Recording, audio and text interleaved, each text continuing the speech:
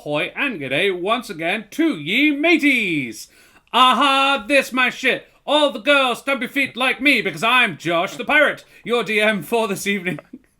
And it brings me a bigger frisson of anxiety than a man named Themistocles on either the 26th or 27th of September, 480 BC, to welcome you back to another episode in my Humblewood world for some more of Elements and Evil. With me, I have me hearty crew.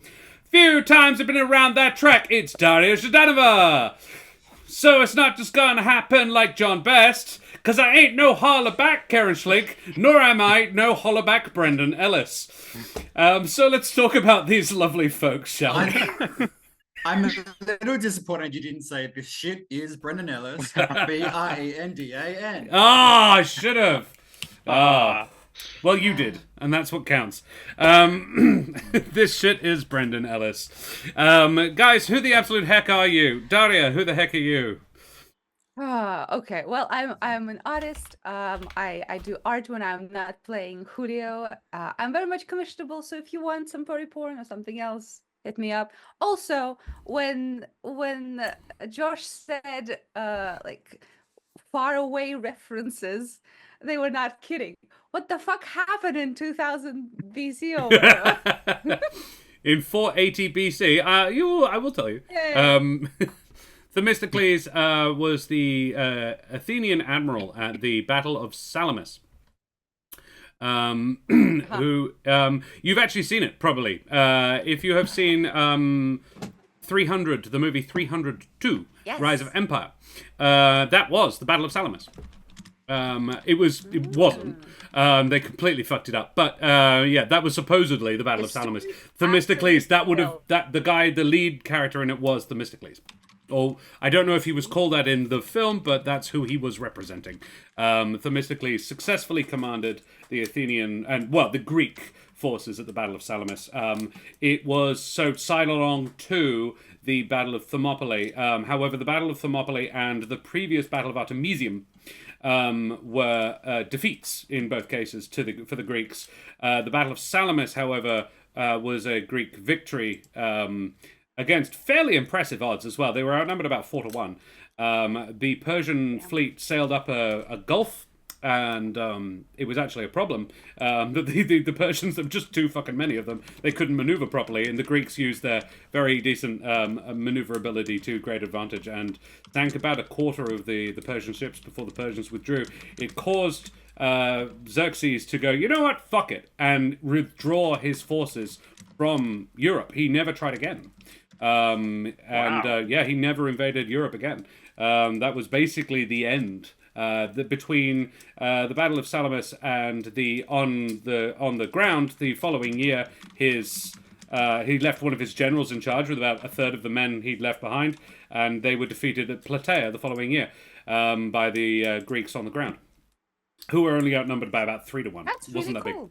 Yeah, there you go. I did ancient history and was quite fond Go of. back a bunch and say I'm just disappointed that 300 didn't follow the naming scheme of the 101 Dalmatians movies. 301. Yes, Yeah. 301. Yeah. 301 Spartans. It could have been 301 Yes. And the ships only as well, because that was addition to about how many they cast- had. Oh, that's nice. And they took But so many other imagine fucking 101. liberties. Why not? You know.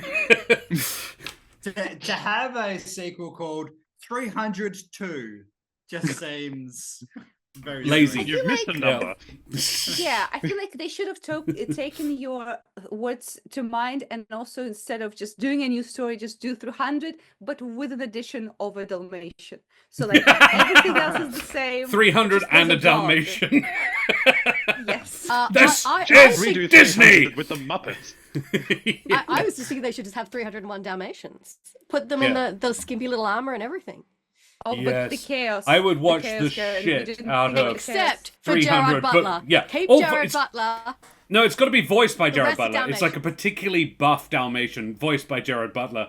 And the Persians are all cats. Scottish Dalmatian. I actually like No, the Persians are John's people. idea of recast everyone except for Gerard Butler as a Muppet. Yeah. Yes, and, new Muppet and film. his wife can be Miss Piggy. Yeah, Yes. yeah. Yes. Amazing. And the one that gets left behind is Animal.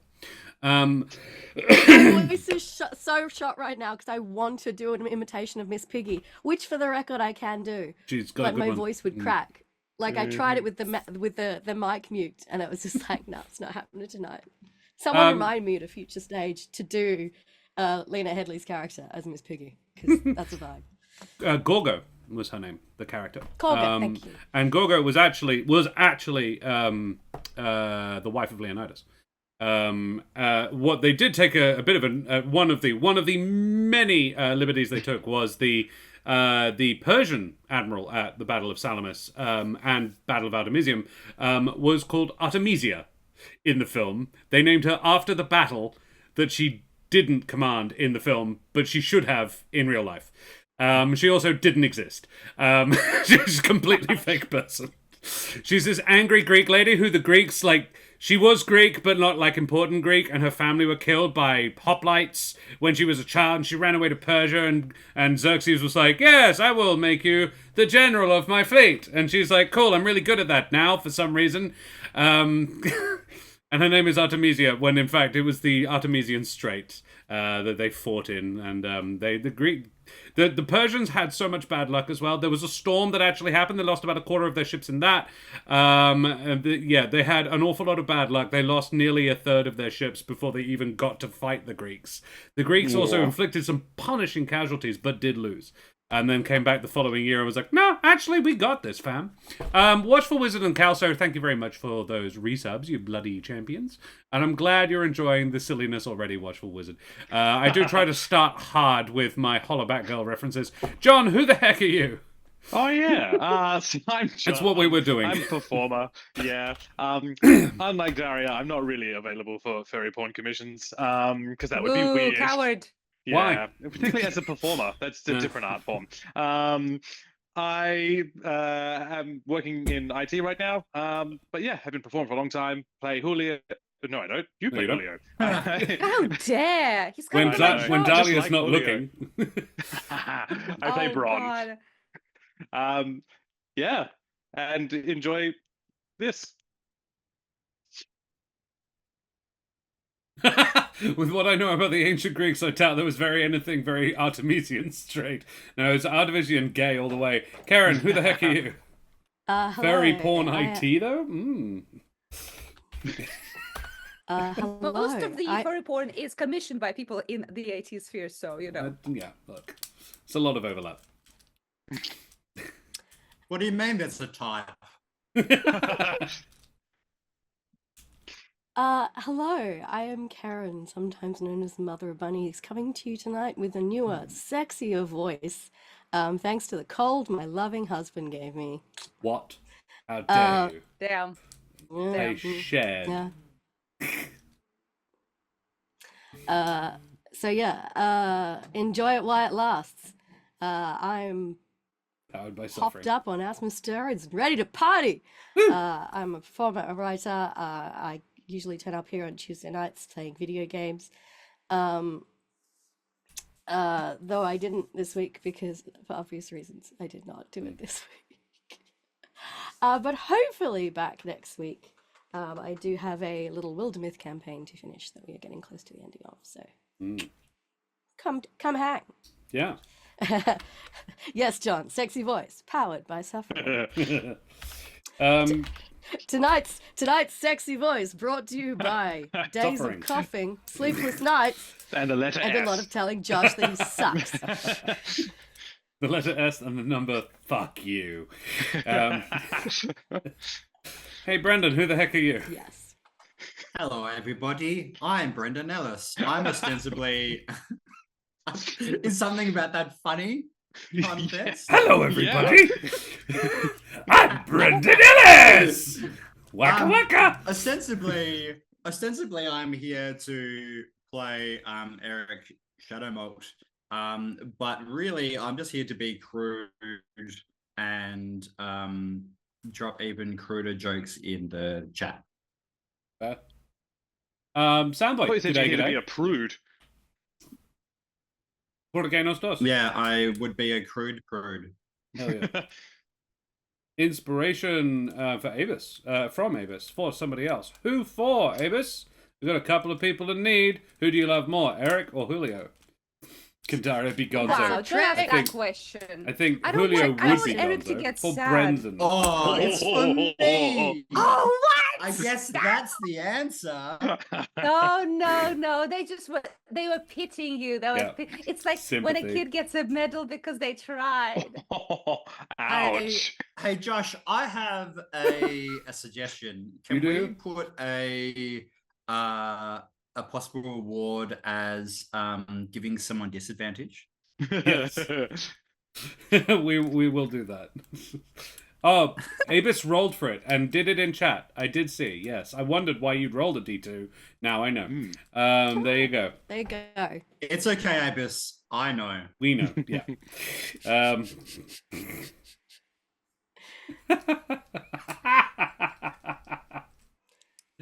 Daria. What? What? I don't know. what Can't you're take her talking about. anywhere. Can't take you Why is there anywhere. a chicken in your pants? Yeah. Oh, you know why? I thought it was a Oh, rat. Clark. Yeah, cluck cluck, indeed. And I be Josh the Pirate. No. You can find me here. Gonzo is Yeah, he in love has with chicken- chicken. yes, That's yes, he the did. Muppets law. Yeah.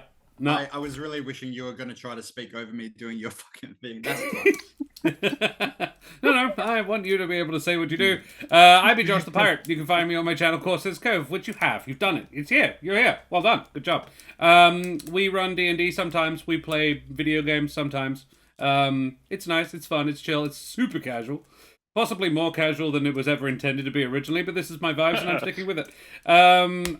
Those of you who are here, like it, enjoy, continue, stay. Those, yeah, you know all the stuff. All the links are in there. Podcast, there be dragons if you wanna. I'm hireable. I'm not commissionable, but I am hireable. If you want to play some D&D and you want to play with somebody who's quite good at it, then yeah, you can shoot us a message over at coursescove@gmail.com.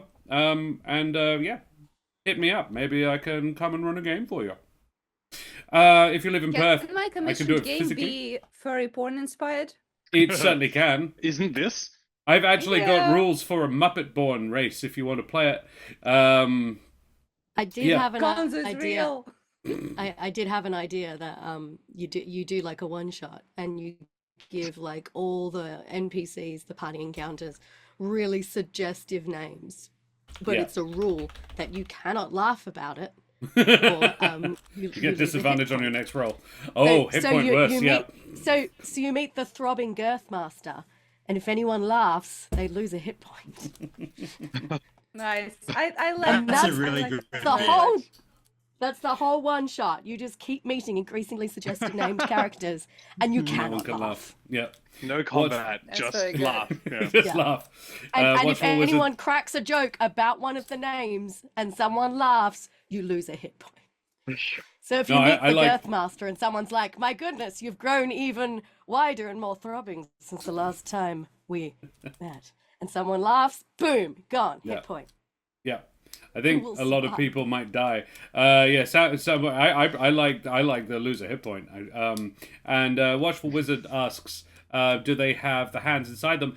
That is actually like their spirit. It is the way it's built is they all have they all know Mage Hand, yeah, it's like their soul is the hand within, yeah. It's I forget exactly how they work. It is very funny. I'll put it in the hung, drawn, and quartered after the stream, if I remember, which I may. I must also remind our attentive, charming, and possibly even lovely audience to please like, follow, and subscribe to all the things, you bloody champions. We have all the exclamation mark socials. We got a YouTube where you can check out all the episodes you may have missed. And we have a Discord if you want to come and hang out with us there and see the Muppet-born race that I'll put up. I didn't make it. It's not mine. I found it online. I think somebody sent it to me. It might have been Brendan. Because I'm pretty sure it came out around about the time when I was playing in Brendan's game. So it might have been somebody at that table said, hey, this. And we all decided, no, I have let's definitely not. seen it before. Yeah. And so I can, given what I know about yours and Karen's performance history, it's entirely likely that I sent that to you. Ooh, Yeah. wait, guys. does that mean we can this Christmas, instead of normal D&D, play like Christmas Carol Muppets, but D&D? I love that idea. So what we do is we do Candlekeep as normal and stick to our normal existing characters, but they're all but they're all Muppets. I Oh, don't know God. if I have the spoons for Candlekeep this year. I will be very honest. Aw. Yeah, I don't know if it's gonna happen this year. I just don't think I have the energy. It's because it's a We massive will- organizational load. We will It's a try. big thing. We will definitely be doing something Christmassy. We're not going to leave you hanging, even because I have less elf work this Christmas because one of our Yeah. bigger gigs isn't going ahead. So we'll definitely be doing some Christmassy stuff. We probably just won't do the full 12 days because it is a lot. Yeah. There is a Candlekeep campaign that I actually have been looking forward to running for the last 2 years. So hit me up. Maybe we can extend it over a few more days. Yeah. Sure. Nice. Yeah, that'd be cool. Yeah. What else do we need to talk about? Sirenscape was, until very recently, making noise. I don't know why I always nail it. It's never making it when I mention it. We are also supported by a couple of wonderful sets of beans. Wooden Forge Gaming Accessories create some of the world's finest handcrafted wooden tabletop accessories. My teenage players today actually noticed my wooden dice box for the first time, and they're like, "That's really pretty. Is that made for D&D?" I'm like, "What do you think? A set of polyhedral dice fits perfectly into one of these little runny bits down here, and yeah, this one's padded for a mini. Do you reckon it's made for D&D?" And they're like, "Oh wow, it is made for D&D." I'm like, "It is. It is custom. My shit is custom." Beautiful handcrafted wooden tabletop accessories like that. Check it out at woodenforge.com/Corsairs Cove.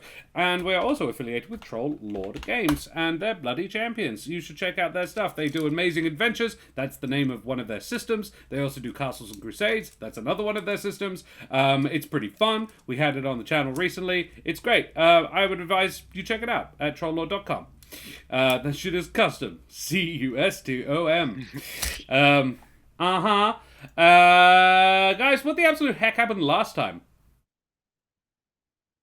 Oh yeah, we didn't know Not that. it. Who does that? We did What is select this? it last Who week. does? Mm. Let me check. Oh yes, I me. think It was me. I think it was John. Because yeah, cool. So for all the Australian audience, last week, somewhere in the dark and nasty regions where nobody goes, stands an ancient tree. Deep within this dank and uninviting place lives Julio. Hello, overworked servant of the tree upstairs. But that's nothing compared to the horrors that lurk beneath the tree door. For there is always something down there in the dark waiting to come out. I love knowing what you guys are talking about. I love Yeah. that.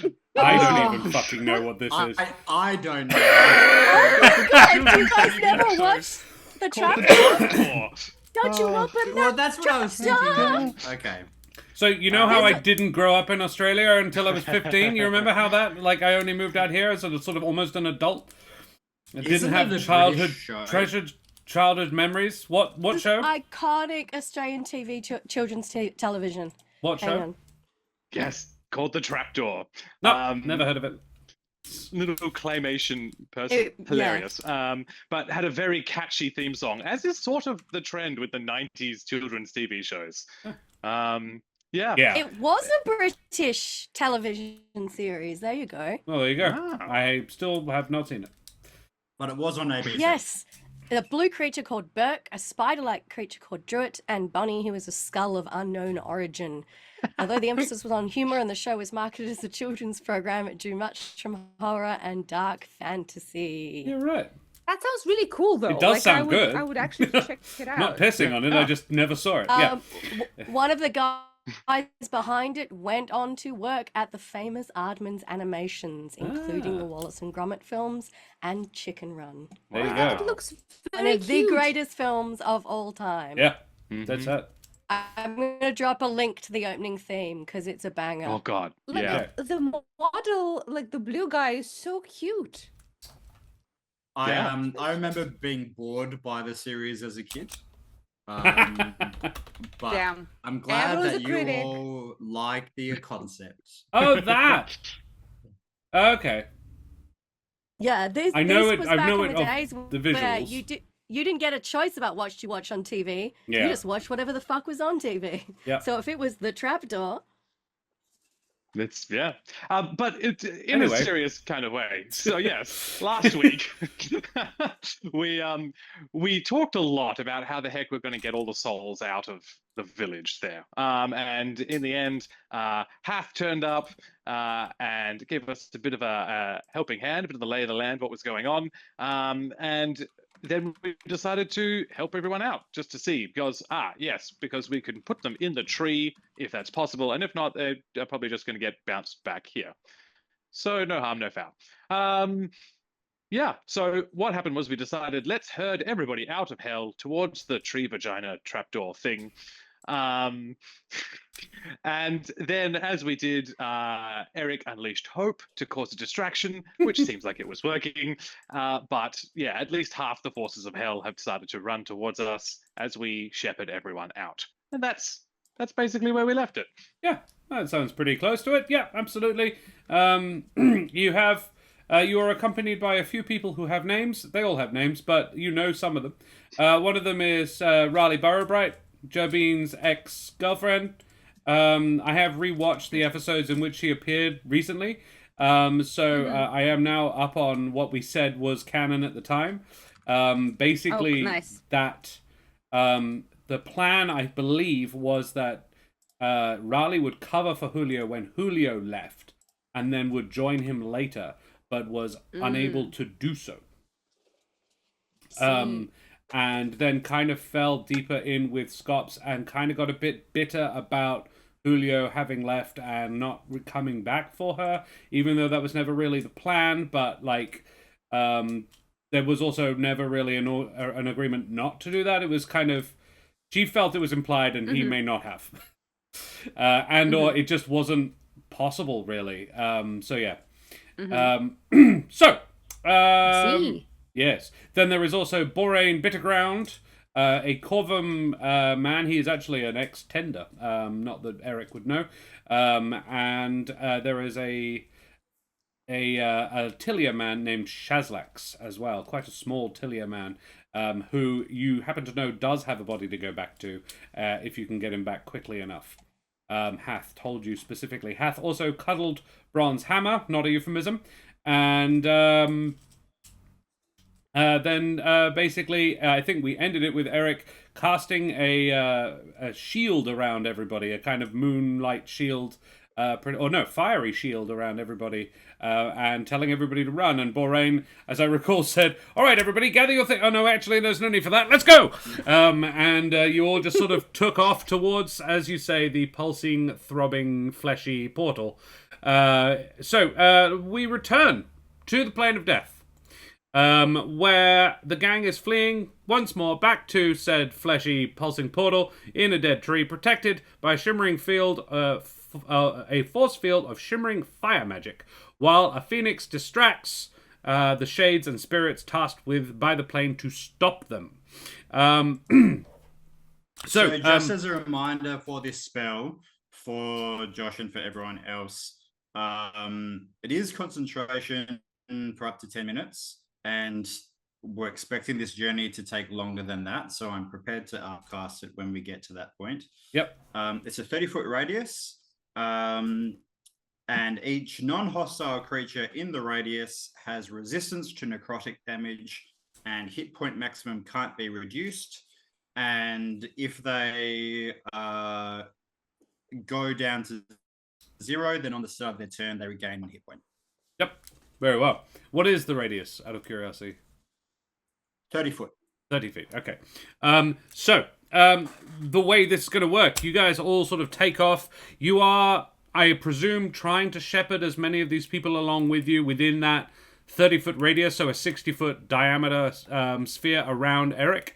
I presume Eric is doing his best to stay kind of in the middle, not let too many people get left behind, but there is also an element of some of these people are running way faster than others can. So there is a degree of everybody stay together. But is there an element of devil take the hindmost, or rather, ghosty spirits take the hindmost? Or are you doing your absolute level best to sort of shepherd these people to stay within this shield? I think I we're mean, shepherding. it centers on me, so I'm just walking, like I'm moving at a base kind of 25-foot speed, to put it into mechanical Yep. terms, and yelling at people to stay inside the bubble, but there isn't a lot more that I can do. Okay. In which case, so the way this works, this will be a series of skill challenges to get everybody back to the portal initially. You will only be able to use each skill once. You can not use a skill and use a spell or some other sort of expendable thing instead, where I will have you make an appropriate dice roll and add an appropriate modifier for it. There is a DC collectively that you need to do to achieve a success on each one. They do get harder as we go along. The first is that is exactly what I've said. Some people are very keen to get there, sort of champing at the bit to get along. They're young, they're fit, they're healthy. They've hugged Hath recently, so they are in good shape. Others, on the other hand, are elderly and slow and not just not as well and not as healthy and slower. How do you, as a group, sort of assist with keeping everybody together and also keeping people moving rapidly? I have something I would like to do. I would like to turn to the younger and more virile spirits and persuade them to help the the sick and the weak by lending some of their strength and pushing them along. Sorry, And I'll persuasion say, checks. help the ones that are close to you and can't run as fast. We can't let them fall behind. I'm gonna. Very Hiya! well. Yeah. Okay. Hiya. Okay, that's 21. 21 is a pretty good start. Yep. 21. Karen, John, Brendan. God damn it. I realized I didn't actually take catapult. What? God On damn this it. If I knew plane, what these that people was, do I would be actually so have sad. mass. Oh, So well, it wouldn't okay. work on them anyway. Yeah. I'll help you, Between. No, instead, I think I might have a look at the lay of the land, bit of nature checks, if I may, and be like, don't go there, go this way. Yep. Try and lead people on the easiest And you've been route over this. to go. You've been over this land recently as you walked your way over here in the first place. So yeah, make a nature check. Sweet. Oh, that was so close to a nat 20, but it was not. How did you? A 19 though, still pretty good. So that's 40 from the pair of you. All right. Cash, do you have anything to add? So I have an ability that I've never really utilized, so this seems like a appropriate moment. It is called Magic User's Nemesis. When you see a creature casting a spell or teleporting within 60 feet of you, you can use your reaction to force a wisdom saving throw, or its spell and teleport fails and is wasted. I can do this once per short rest. So I would Damn. like to prepare this. So if any of the dead things try to either blamf into 60 foot within 60 feet of me and the fleeing souls, or if one of them tries to cast a spell, I don't know if that's the sort of thing they would do. I'm not sure what these creatures are going to be like, but it covers both them casting a spell. It doesn't have to be aimed at me. It is any spell they are casting within 60 feet of me. Very well. Or teleportation. Yeah. I will have this be I will give you a +6 to the roll. So make a D20 roll, and yeah, you get to add 6 to it. From this effect, it is absolutely useful, and it's certainly working. So the spirits around are sort of gathering, come to a point and gather around the shield that Eric has up. Kesh, you can see a group of them sort of appear to be almost combining into some to gather themselves together, and so one of them appears to be sort of sucking the others into themselves to swell and grow. This skeletal figure, it is a ghost, but it is the skeleton of a ghost. And it keeps growing and growing, and then it seems to be trying to strike at the sphere that Eric has created. But you cast this ability just as you do this, and it basically, as its fist hits the shield, it breaks apart back into its component spirits again. And you basically just shatter its ability to gather that strength.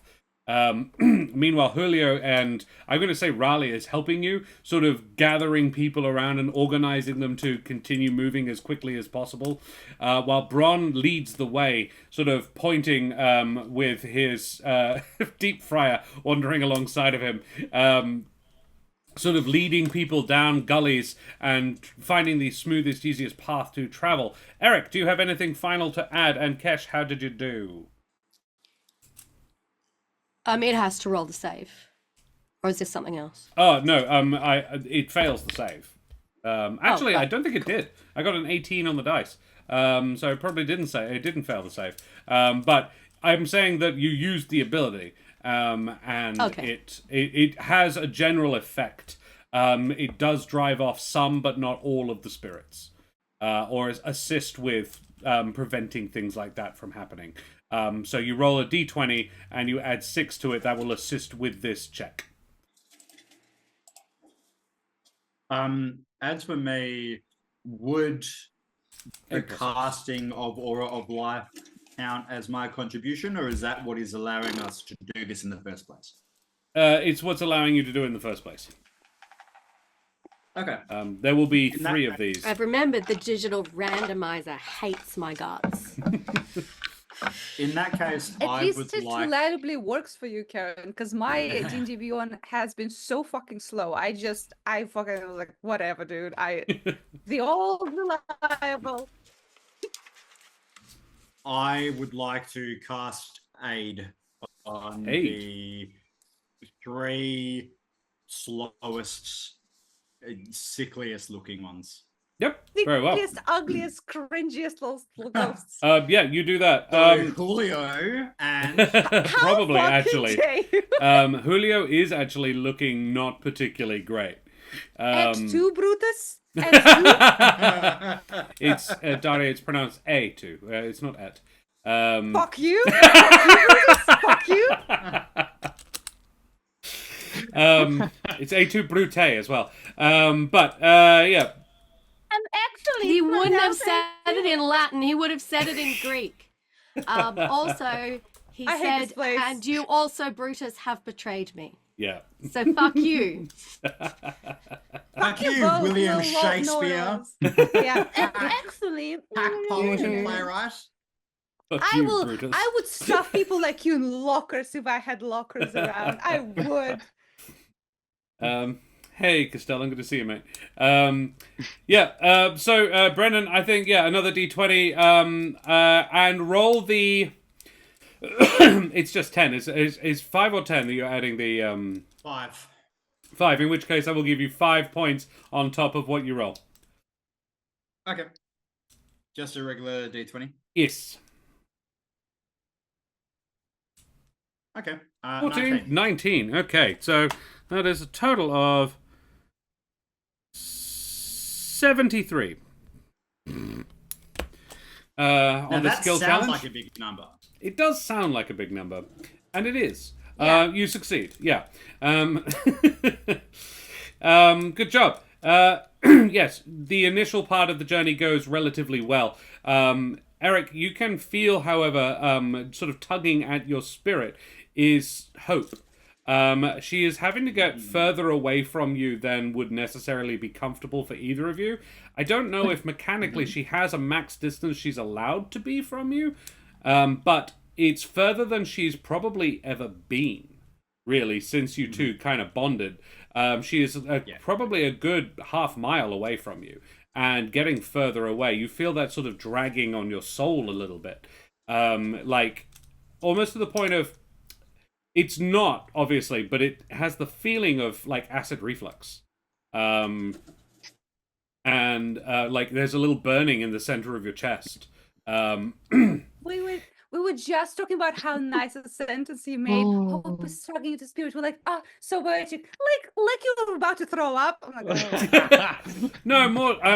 I realized actually I'm probably not a very good yardstick for this because I have a hiatus hernia. But yeah, when I have too much bread, for example, I get a burning sensation in the center of my chest. Super fun. Don't recommend it. And yeah, I liken it to that sort of this internal sort of. It's not painful exactly, but there's a sort of like someone is squeezing on your esophagus a little bit. And yeah, that's kind of the sensation of this sort of painful tugging. Hope is doing her level best to avoid these creatures. They are the shadowed, half-remembered spirits of the damned. That the plane is literally putting into place, like manifesting, to try and pin her down. Eric, utilizing your skills, she would have all of your stats as far as this check is concerned. What check will she make to try and avoid or get away from these guys? Does it have to be a check? It can be one of her abilities, but she can only do it the once. I imagine she's doing her teleport thing semi-regularly to sort of get away from them. Yeah. But she did raise with you at the beginning that this would be like these on this plane. This is their plane. She is extended. They are not. Yeah. I believe that I can use her as like the focus for me to cast spells. So I'm just looking that up. Yeah. In addition, when you cast a spell with a range other than self, the spell can originate from me or from my wildfire spirit. Oh. So I am going to cast Scorching Ray. And allow her to literally breathe fire at them. Yeah. Oh. Yeah, let's make that second level. Not a bad idea. Alrighty, so you're cranking out 4 of these. Please make me three rays. Oh, is 3 it? Rays Okay. of fire. Yeah. Alrighty. Oh, because it is second level. Yeah. Please make me those 3 attack rolls. Okay.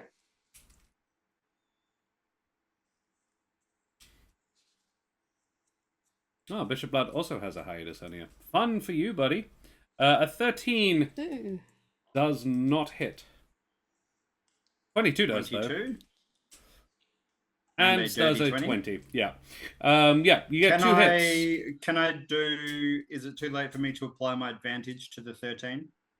Yeah, I'll allow it. Okay. There you go. There you go. 22. Cool. Yeah, that is 3 hits. Is she... I presumably this is sort of more... The intent is to sort of keep away rather than destroy.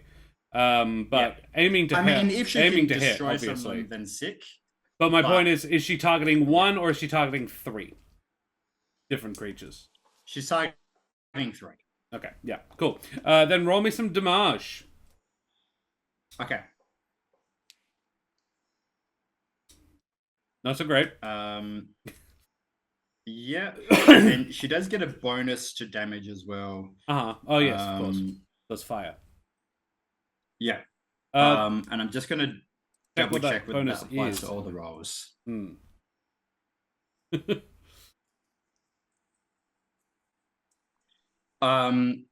is a D8 roll applied to one of the damage rolls. So let's apply it to the first one. Uh-huh. 4. Cool. So an 8, a 9, and a 6. The first 2 blasts destroy the creatures in front of her, and she is able to swoop through the space they occupied, while the third, wounded, follows her at a slower pace. She is out of the woods for now, but the shadows are closing in around her, as are the shades and spirits now have formed into a sort of phalanx in front of you. You're about halfway to where you're going. It is getting harder, however. The spirits are increasing in number every moment. They are battering at the shield Eric has caused. Some of them are even managing to reach in and grab at some of the people.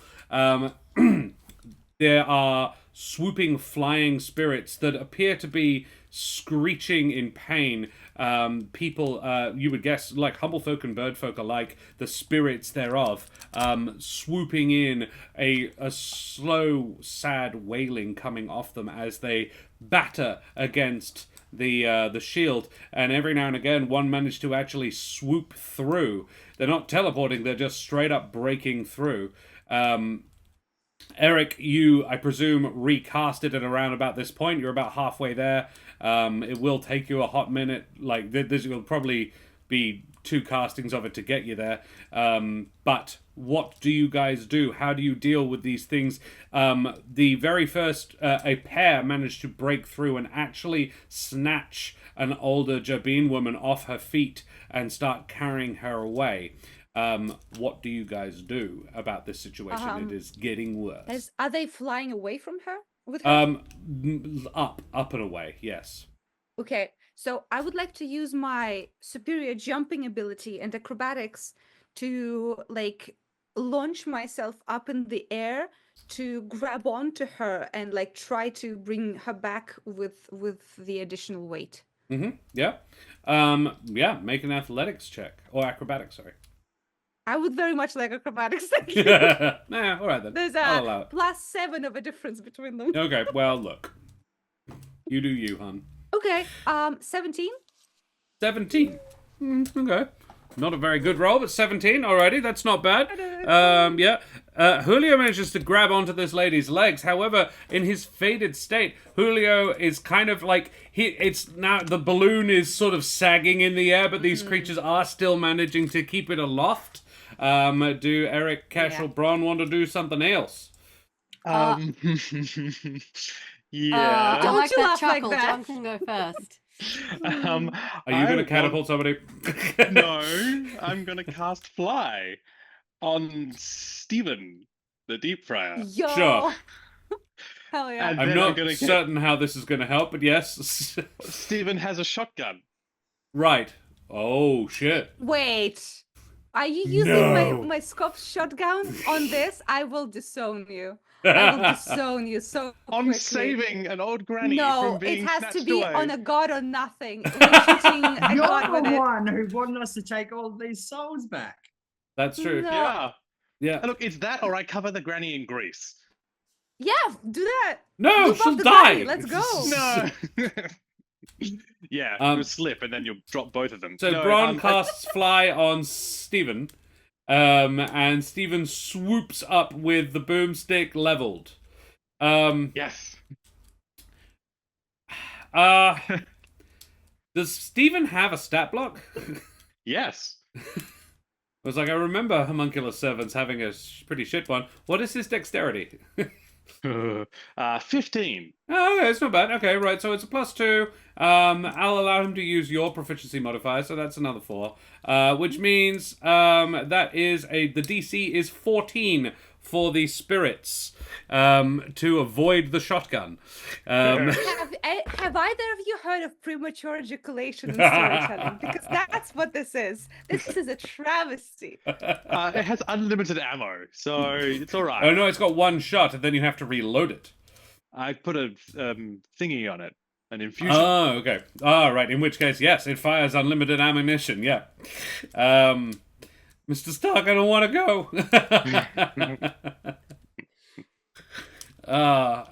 It did actually sound like Sans from Undertale. They rolled a 7. Which I'm pretty confident is not going to be enough to dodge the shot. So this blast of flaming deep fat, I think, is basically, I think it's the unlimited ammo comes from the fact that he's full of boiling oil. So he literally just expels some of his interior and takes out one of the 2 ghosts that is trying to haul Julio and the granny away. And Julio and the granny drop. The granny sort of lands on Julio, and Julio, there's a granny on top of you. See, if I was capable of feeling joy, I would be. Wow. Wow. But just like my shotgun, it has been stolen from me. You gave it away. You mean giving it No, listen. Just like your Wow. shotgun, you can only blast once. Yeah. Yeah. Hey, Brandon and Karen, what do you do? Others are like, there are more attempts at this are coming. Okay. More are coming. I'm just gonna bash through all my obscure abilities I rarely whip out because the situation rarely calls for them. Yeah. I can conjure animals. And I can conjure 4 beasts of challenge rating half or lower. Yes, you So can. I would like to summon to our aid 4 giant wasps. Okay. I've looked up the stats for these. So I would like to summon 4 giant wasps that will try and sting the nearest harriers, and also just generally serve as distraction. And So kind what of we'll do indifference. is the number you roll on this. So Julio got the 17. Bron, with your sort of flying shotgun wielding deep fat fryer, it sounds Steven's like got backup now. you guys are creating something of an air force to act as a deterrent. I'm loving it. A deep fat fryer wielding a shotgun and a quartet of bees. Which Castellan has wonderfully named the Beastie Boys. Yeah. The Beastie Boys. Yeah, love it. So it's Steven and the Beastie Boys. Yeah. Nice. Now, are they bees or are they wasps? They're Because wasps. If they Well, they're are, wasps. if they're bees, then like Steven, they have 1 blast. No, these are wasps. These are wasps, baby. So, John, roll me. The damage on the shotgun was supposed to be 2d6. So, that is what it is. In this instance, roll 2d6 and then also roll a d20, and we will add the 2d6 to the 20. That is what your contribution will be in this for this skill challenge. Cash, you can, on the behalf of the Beastie Boys, make 4 attack rolls. The highest one will be your roll for this skill challenge. So just double checking, they're all straight D6s, straight D20. Yeah. Sweet, then 17. 17. Very nice. I got, in ascending order, Yep. 8, 11, 12, 16. 16 and get the giant They wasp. get a +4 to hit. So, filthy 20. So filter 20 for the top one, and then 12, 15. No, that's 16. it's just the one that matters. The highest one is the one that okay. matters. So that is 54 so far, which is amusingly, after the first 3 of you, exactly what you got last time. So, Brendan, how do you assist in this situation? So you said that I would have to recast Aura of Life again. Mm-hmm. I assume that you want something other than that recasting. Yes. Okay. I was assuming, seeing as you said that you'd done it and you were going to keep it up until you got there, that's just the thing you do. Unless you would like to have that be your thing, you can, however, do something else if you would like. I mean, I want to do whatever it costs me less spell slots because I'm smashing through them. All right. But I'm happy to do that. And what if I do an Arcana check as well to kind of to represent the power of the spell? Okay, sure. Let's do that. Make me an Arcana check. Or I can just do the spell. It's up to you. Do the spell, and yeah, I think an Arcana check to gauge its effectiveness is a pretty solid way to work that one out. Okay. Yucky. That's an 11. An 11. Very well. An 11 total puts you to 65. Are you happy with that, or do you want to add anything else to it? You do have a D4. Well, then I'll use that. Uh-huh. That's a 4. Oh! Oh! And just as a reminder, Aura of Life lasts for 10 minutes at a time. So don't know how much ground we've covered. Yep.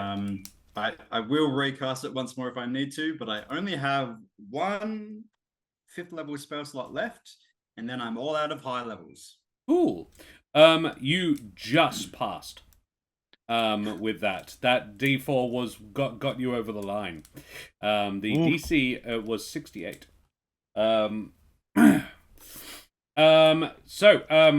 and hey, Eric, yes, 65 plus 4. Yeah, boy. Yes, so 69 was the number you got. Very nice. Eric, Hope is really struggling now. She is starting to be boxed in. She has been sort of forced down to the ground by these enemies. What would you like to do? She has a different DC that she is aiming for. I would like to cast Burning Hands through her. Ooh, okay. So this one, yeah, she straight up just breathes fire. Yep, very well. So it's a 15-foot cone. It's a Dex 17 saving throw. It's just first level. I got a 3. Which means, yeah, you, Dex 17 means it's a 14. Yeah, roll me some damage. I just have. So 10 plus the bonus D8, which is just a 2, so 12 in total. 12 total. She manages once again to get free by burning a hole in the... They've almost formed a dome over her and around her, and she burns a hole right through them and shoots through, but it was very close. She sends to you back. You can sort of hear her voice in your head. Things are getting tight here. You have been like I think it's things tight here. Not so much full sentences, but yes. Bron leading the way. You notice with the aerial squadron of Kesh's bees, or Kesh's wasps, and the Deep Fryer flying around, taking out these creatures as they try to burst through. You've managed to keep everybody fairly well together. It's no longer a challenge to keep them sort of near Eric. Now it's a challenge to actually keep them moving forwards at all. Bron is still being a bit of a pathfinder along the way. Julio is, I feel, like keeping people moving, like bringing up the rear, really, trying to keep everybody together. He loves it in the behind. And Eric right in the middle. Where would Kesh be in all of this? Directing her wasps? Yeah, I'll probably be like commanding the wasps as they run. Yep, cool. Just like, you there. Waspathy, over there. Waspathy. Wasptholomew, that way. Oh, Siri's looking up and you point and Waspantha, to the north. Quadriceps makes Waspet. bugs go to high places and Waspilla. get eaten because they... Oh, yeah, interesting. Wasp choreographer. Waspographer, if you will, yes. Bron, you notice that the plane itself seems to be altering. This is not the path you took before. It is like the hills are rising from the ground. Jagged roots and twisted bones protrude, forcing the ailing mortals to skirt around or pick their way through. Swaths of earth become sand and bog people down. How do you guys deal with this new development? You're getting close now. You're probably no more than a few minutes from the portal, but the going is getting tougher. And Eric, you can hear Hope is really struggling. She's actually started to angle back towards you. She doesn't think she can keep them occupied much longer. Okay. Can I get her to teleport back inside of me? You can at any point if you want. Yep. Yeah, I do. It that. will, however, increase the DC of the challenge of this next check because there will no longer be distraction for the plane. Are Mhm. you for free?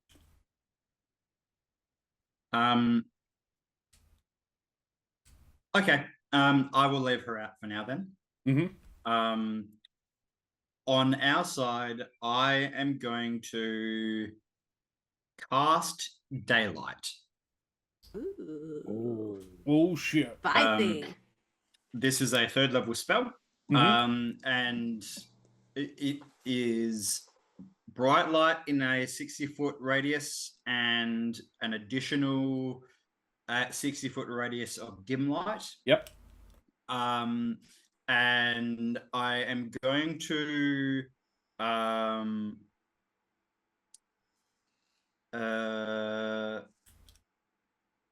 yeah, I'm going to kind of cast it you know what, on Stephen. Yes. Yeah. And I want this both to kind of dissuade the things attacking us, as well as kind of like a sign of hope for the people around us. Yeah, absolutely. Cool. How is your persuasion? What's your persuasion modifier? Bad. Um, It is a -1. let us call it then. It would be your wisdom. I will let you have your wisdom. You're just your straight wisdom with proficiency. Make any check that is wisdom Okay. with proficiency. For this, as you are sort of rallying people Okay. with your spirit. Great. Okay. So wisdom with proficiency would be equal to my perception check. So Yeah. that would be a +9. Yeah. Okay. Oh! Ooh, 12. 12. I Rough don't start. suppose anyone in chat wants to give me an inspiration, do they? Mhm. So 12 from the beginning. Anybody else? Yeah, I think either between Arcana or Religion, I think I want to see if I can maybe predict where the plane is going to change and help people like in advance, like, no, don't go that way, go this way, Yeah. that kind of stuff. Unless survival is better, you can do Arcana, yes. Sweet. 4, 9, +5, 14. Oh, okay, 14. So that's 26 all up total so far. Yep, cool. It's just being very uncooperative. Eric casts this light, but it very bright. However, all it seems to do is illuminate how many deadly spirits there are around and outside. They draw back a little bit, but nowhere near. There is a sigh of relief initially as this light is cast, and everyone goes, ah, ah. It's so long, like, it's been a long time since any of them felt anything like this. I don't know if it actually makes warmth, but it certainly makes light, and that's kind of enough for them right now. But it's nowhere near it as... It is considered to be daylight. Yeah. But not the warmth thereof of the sun. It's just the brightness of it. But yeah, it still heartens them. However, yeah, it's they see this glowing deep fat fryer in the sky, shotgunning things out of the air whilst giant wasps fly around it in formation. I'm imagining, and I don't know if this is true, Cash, that you've got them in a V. That they are literally like mowing shit down as a squadron. Absolutely. My brain, because it's close to Christmas, is going, a fryer, glowing in the night. Yeah, but it kind of also illuminates quite how fucked they might be, which is problematic. Bron, you aren't so much contending with the magic of this place as the will of this place. It is seeing what you're doing and actively changing things to thwart you.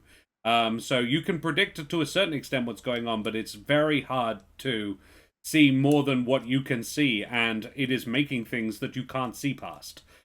So each time you encounter an obstacle, you are having to use your intelligence to sort of work a way around it or through it. If you want to, you can apply your flash of genius to that. Ooh, actually, I think you can anyway, because it's an ability check. yes. Do I have any? Where? I have so many different things. Where? Oh, there they are. I don't think you've done it today. Yeah, I don't think so. Yes, I would like to. Okay. Flash So it of makes genius. it There we go. Yeah, cool. 19? Yes, it does. Okay. 31. Okay. Kesh, Julio. I have something. Hmm. This is not my best skill, but I think it makes sense to use religion. And basically, in the chaos of everything that's happening, Julio will close his eyes and just think of the older heart and kind of like the things that manifest around us. He will just like go through them as like a towards a beacon of the older heart that he can like sense very far away. Mm-hmm. Okay. So he's kind of using the older heart as a lighthouse. Yes. And so the material plane of which the older heart is a fairly major and increasingly major part, as a sort of a directional sense. Very well. Make a religion check. And I will use my D4 as well, just Okay. to make All sure. right. Okay. Yeah. Yeah, it's also worth you know, Kesh and Bron, you both have a D4 and an inspiration. Just saying. Bron's called it, but yeah. Okay. Yeah. 22. A 22. Not bad. Yeah. Bron, Julio sort of arrives beside you and doesn't push you out of the way, but definitely sort of like says, "No, this way. Can you not see?" And points. And yeah, you can see. The ground doesn't shift for you, but you can feel a very tenuous connection to your magic, Bron, in that direction. And Julio, sort of as he points it out to you, go, "Oh yeah." And between the two of you, you're now starting to steer the path more correctly. And it feels as though the plane is struggling to put as many obstacles in your path as it once was. Kesh, the current number is at 53. What do you do? I am toying with the idea of doing something dumb. Oh, I love Hell it. yeah. Because like lightning arrow has not historically been the best idea in these situations, but it is quite distracting, being that it's a giant bolt of lightning that hits multiple targets. So I would like to shoot a lightning arrow into the densest part of the undead plane swarm firing after us. Okay. Fuck them up. Roll the damage. Yeah, if they get hit directly, they take 4d8, half as much on a miss. And every creature within 10 feet of the central target also has to save a throw, and they all take 2d8 lightning damage on a failed save, or just 1d8 on So complete. I got these are those. I got a 15 for my save for the first, which I don't know if that's enough.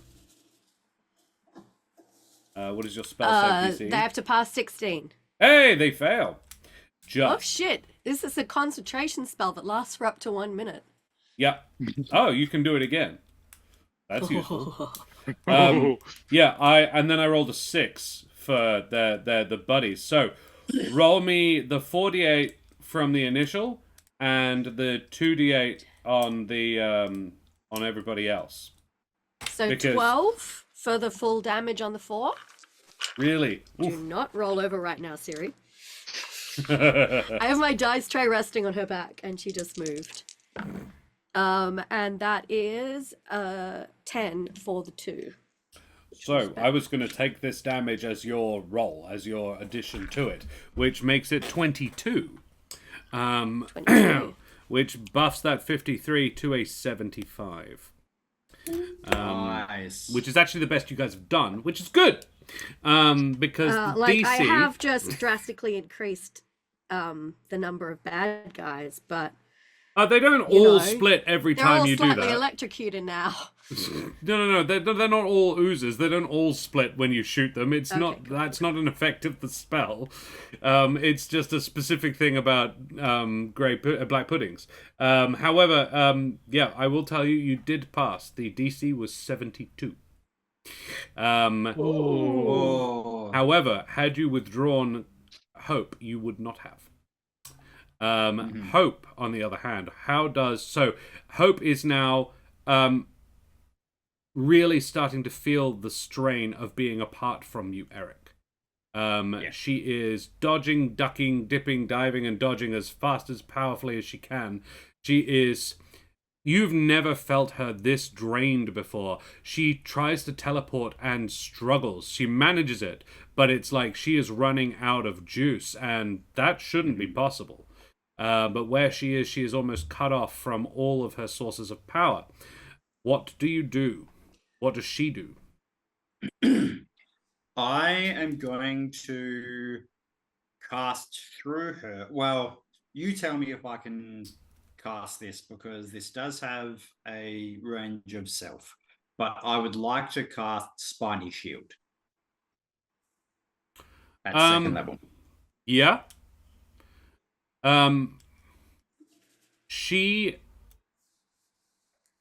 What happens is Hope lands. It's her last move. They're swooping up and at her. She's been flying for so long, she's exhausted. She eventually takes a dive towards the ground, luring them down. She teleports to the ground, lands, and sort of shields herself with her own wings. And as these spirits all dive in, she sort of caws at them, like luring them in towards her. And just as they swoop towards her, you cast this spell through her, and thorns and spikes just shoot out of her, lacerating these creatures and providing her the briefest of respites.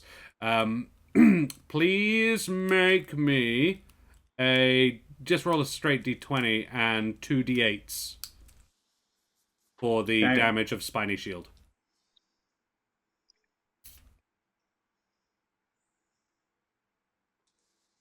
8.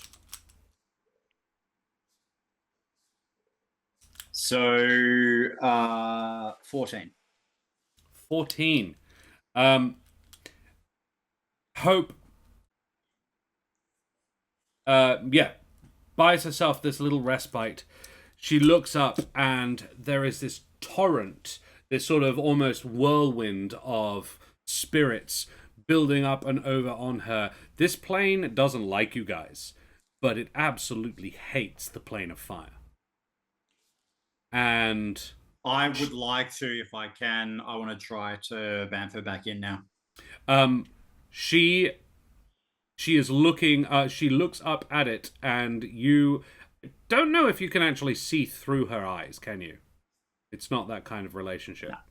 No. However, for a very brief second, Eric, as you are staggering into a clearing just outside, you can see the portal ahead of you. The people around you are exhausted and sweaty.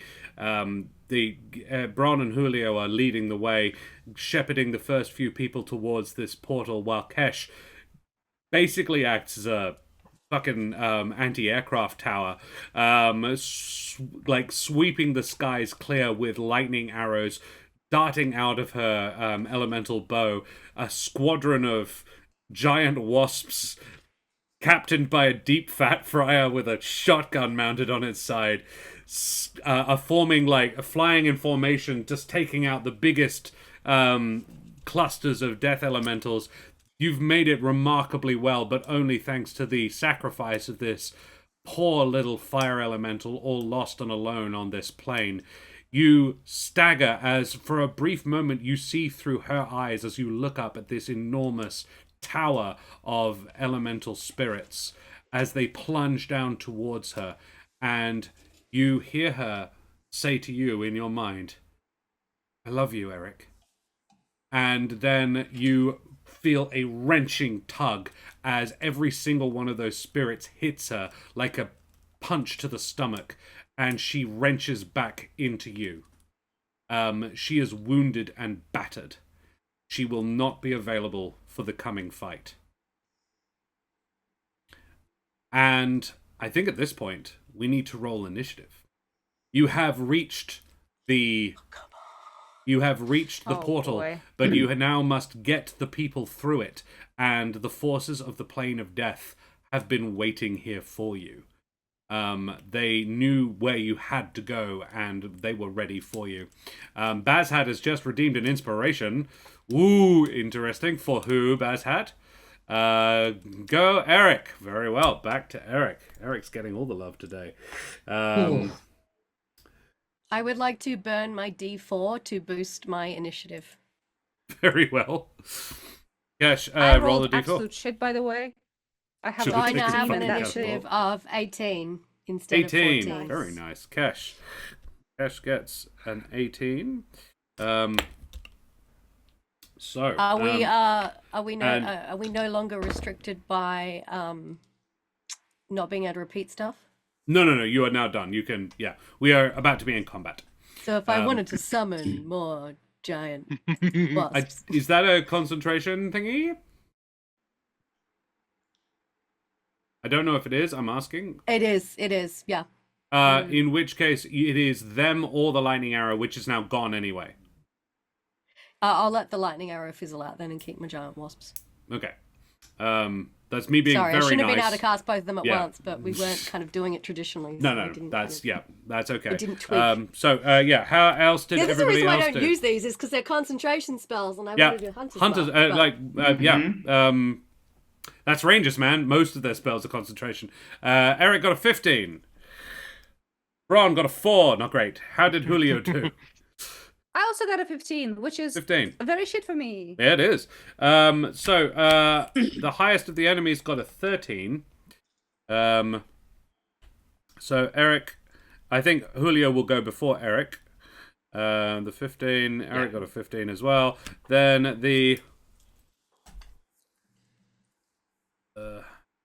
those guys got a 13. Then it is.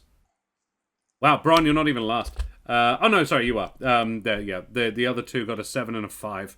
7 and 5. So it would be, and then Bron last. So it's actually kind of it's going to be functionally Bron, Kesh, Julio, Eric, and then all the enemies. But we're going to start at Kesh.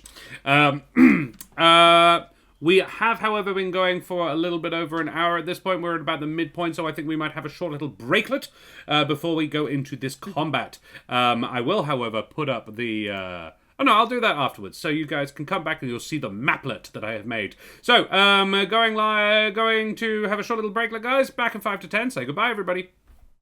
Goodbye. Bye-bye. Bye.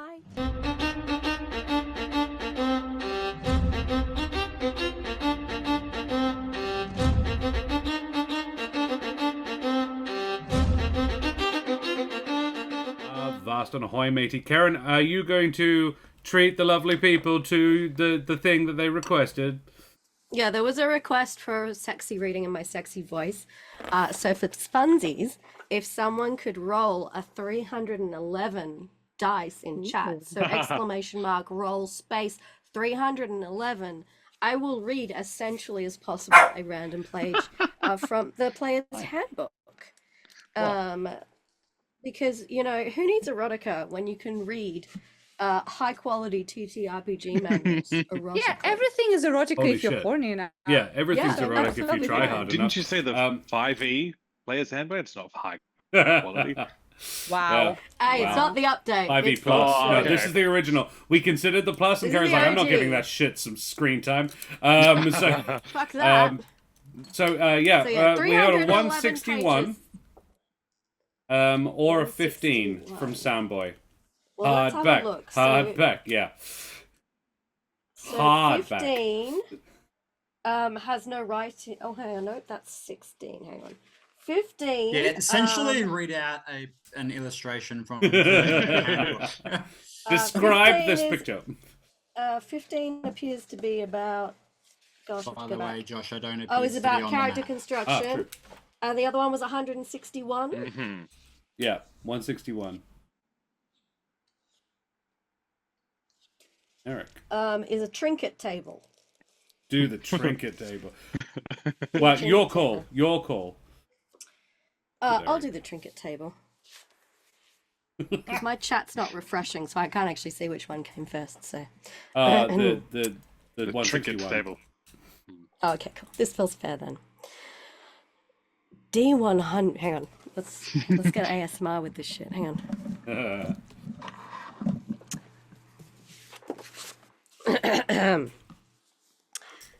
D100 trinket. 51. A dead scarab beetle the size of your hand. 52. Two toy soldiers, one with a missing head. 53. A small box filled with different sized buttons. It's not small, it's how 54. you use it. A candle that can't be lit. 55. A tiny cage with no door. 56. An old key. 57. An indecipherable treasure map. 58. A hilt from a broken sword. 59. A rabbit's foot. 60. A glass eye. 61. A cameo carved in the likeness of a hideous person. 62. A silver skull the size of a coin. 63. An alabaster mask. 64. A pyramid of sticky black incense that smells very bad. That's Beautiful. tar, baby. Karen, I'm going to welcome. give you back your D4. Don't you all think I've you can never charm heard me like that? But I've never heard someone try to say a rabbit's foot in a seductive way. So that was. It felt weird, not gonna lie. well, there you have it. Karen, it's actually your turn. I rolled for Borain and Shazlex. They got a 10 and a 3. So finally, there is someone going after Bron. Shazlex. Bron got a 4. Shazlex got a 3. Shazlex is an archer. He will fire 1 arrow per turn. He is just basically there to help a little bit. Borain will cast Healing Word once a turn, and he goes on initiative 10. Borain got a 10. Cool. So I would Cash. like to remind everyone that if you stay within the radius of Aura of Life, you have a resistance to necrotic damage, and if you hit 0 hit points at the start of your turn, you will go back up on 1. Very well. Thank you. Yeah. And there is also the Orb of Daylight as well, DM, so I don't know if any of these creatures have disadvantage or anything in Bright Light, but that's there too. Petrified. I don't believe so. Oh no! Oh, you are correct. It's sunlight or daylight? It's not. So this is not This is not sunlight, which is really fucking annoying and confusing because the bit spell is weird. called daylight. Yeah. But it is bright light. Yeah. I'm gonna rule that it makes sense that it is fucking sunlight. So in fact, because otherwise, what's the bloody point of it? Like, it's the most useless spell if it isn't that.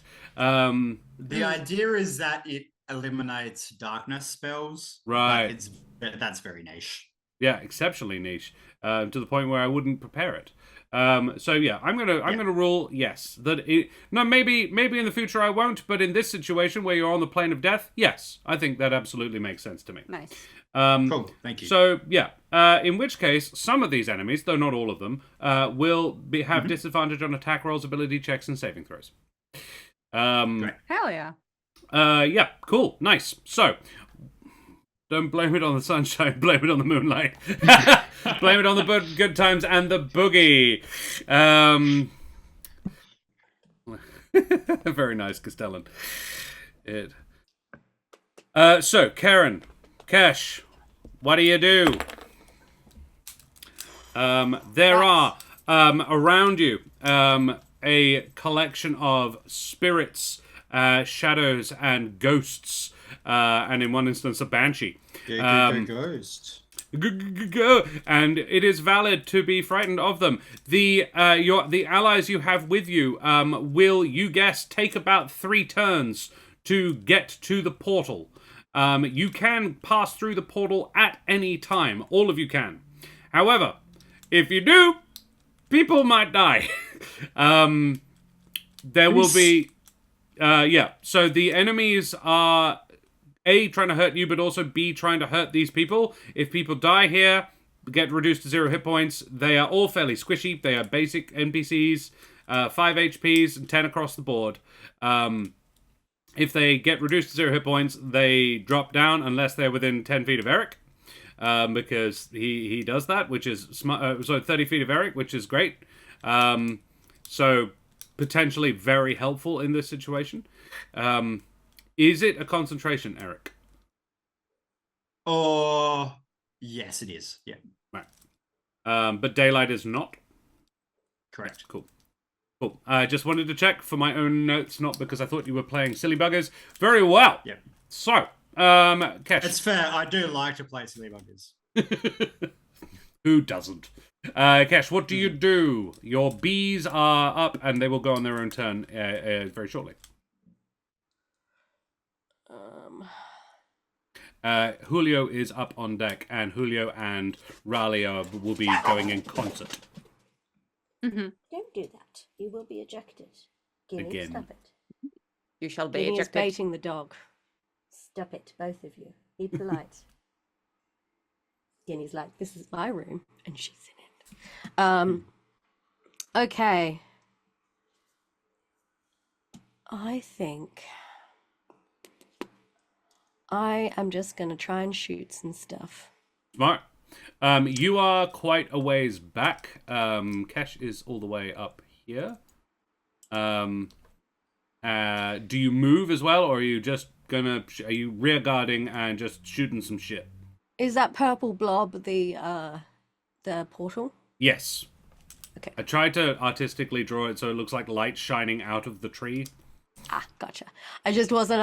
Sorry, not a diss on your artistic thing. I just wanted to be sure that I was. I'll be honest. Right... I was rushing. I found cool. this map online, so I modified it in the VTT itself. Not a vagina. Got it. Yeah, no. How kind of is the bulk of the crowd behind me or in front of me? You're almost in a dead center. Okay. Well, I'm gonna hold position here.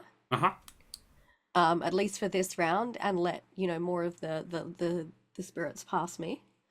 And I will basically take a pot shot at whatever dead thing is nearest to me. So there's like Very one well. on my right there. I think there is one directly on your right and another on your left. Yeah, there's like one either side of me. Yeah. So. Borain is standing next to Kesh as well at the moment, but he is helping people get to the portal. So, one on your right, 10 feet from you. Yep. Beautiful. Shoot Are they taking fire damage? Because I have a feeling necrotic ain't going to do jack shit. Look, it probably doesn't know. That is not bad at all. That is a 23 to hit this. 23 does indeed hit the thing. Are you Wonderful. Hunter's marking? Or you? No, you're not, of course. I'd have to break concentration on my wasps to do that. So, don't break concentration on the wasp. Can I do Slayer's Prey? Yeah, I think so. That's not a spell. So you don't have to concentrate on it. It's a bonus action. It doesn't say it's a spell or concentration or anything. So I can Slayer's Prey it. So it will take 14 from the Fang Bow. And that's the first time I've hit it. So it'll take a d6 from the Slayer's Prey. And I got a 6, so it takes 20 points of damage. Filthy 20 on that ghost. Yeah, takes the full. Very nasty. Didn't like that at all. Oh, yeah. But it's not dead, so it'll get shot again. It is going to get shot again. Yep. That is a 21 21. hits completely. Yes, very nice.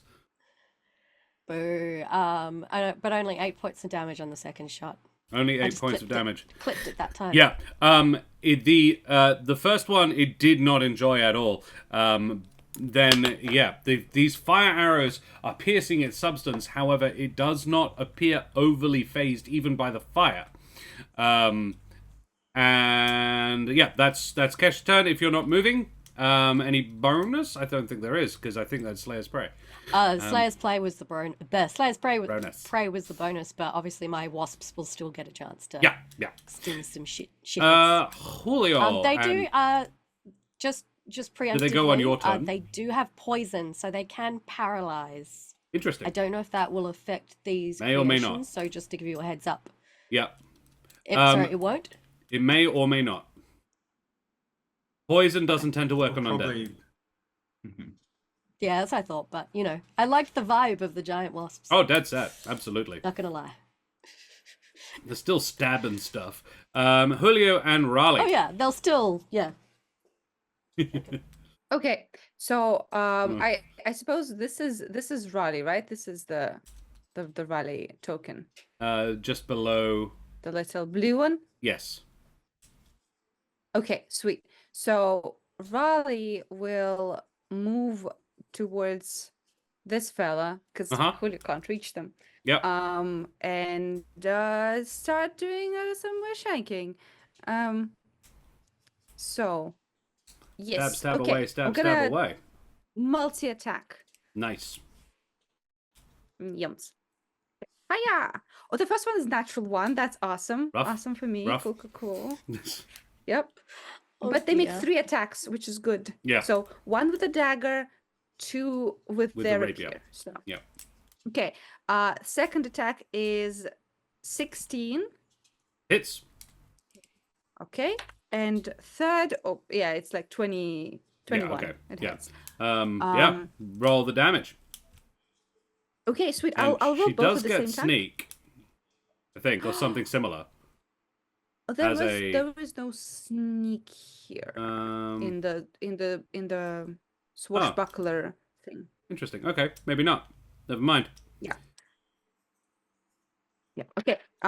So it's gonna be 8 plus 4. That's 12 plus 4. That's 16 piercing damage. 16 piercing. So these weapons, unfortunately, are not magical. So it's only going to take the half, but it absolutely takes it. So the one Raleigh is fighting, so Kesh's enemy has taken that. Raleigh's enemy has taken that. It is still up, but it doesn't like what Raleigh did to it. Very painful, not like at all. Raleigh would be on full health as well because of the stuff Julio did to her. Julio, what do you do? Yeah, Julio is not on full health, but we gotta start getting rid of these idiots a little bit. So Julio will move to this guy, and attack. Gonna attack. Using Susan's variable dagger or his Slard Yes, Slayer? sir. Well, I'm gonna start with the Slard Slayer because that's bigger damage. Yep. And let's see. Okay, 17 plus 8, that's a lot. So Yep, that's plenty. probably Yes, hit. definitely does. Sweet. So base damage is 10 magical damage. Then magic damage. Presumably, is this the Slard Slayer or the variable dagger? This is Slot Slayer. Okay, cool. This Yep. is Slot Slayer. 10? Yep. Yams. Takes it, still and up. I'm gonna sneak attack as well. Sneak Yes, attack 3 to yes. 6. Thank you, Brendan. That's helpful. So I was just playing Hiya. around and was like, yeah, that. 7 Ooh. plus 4. 11 that. sneak attack. 11 sneak. It dies. You defeat the It first dies. shadow. Yeah. Beautiful. Beautiful. Killed. Well, Killed. returned. It's kind of like you pop Close. it almost with your lunge, and yeah, you hear this. it's just a shadow. It's not even. It doesn't even have a face. It is just a silhouette that you stab, and yeah, you hear a sort of popping noise, and it sort of sucks down into the ground from whence it came. Anything else? And Awesome. Just as a reminder, because I keep forgetting, that thing turns into a flame, and everything that Oh. dies here turns into a fire. Ah, is that your Um, reaction? No, so I can use my reaction when an ally touches it to heal my ally, Right. or when an enemy touches it to damage the enemy. So Very if well. either of those things happen, please let us know. Mhm. Sorry to Draw. hijack. I just wanted to make sure we remembered I'm it gonna for draw a once. little flame. There's a little flame there. Yeah, no problem. I'm gonna use my bonus action to dash to put myself between like this thing and everyone else. Very well. You do that. Just as a reminder, it. you're not in the aura of life. Well, sucks to Never suck. mind. I need to protect these people, so That yeah. is true. Okay. Cool. That's Julio and Riley. Eric. Is it only the blue surrounded things that are our No, there friends? is no reasoning to it, unfortunately. The orange people out in front are also allies, and not all of the ghosts. I think the ghosts are the ones with health bars. If you hover over them, it says which ones are ghosts and shadows and banshees. The Shadow 2, Shadow 3, Banshee down the bottom, Ghost next to Julio, Ghost up near... There's 2 ghosts up near Kesh.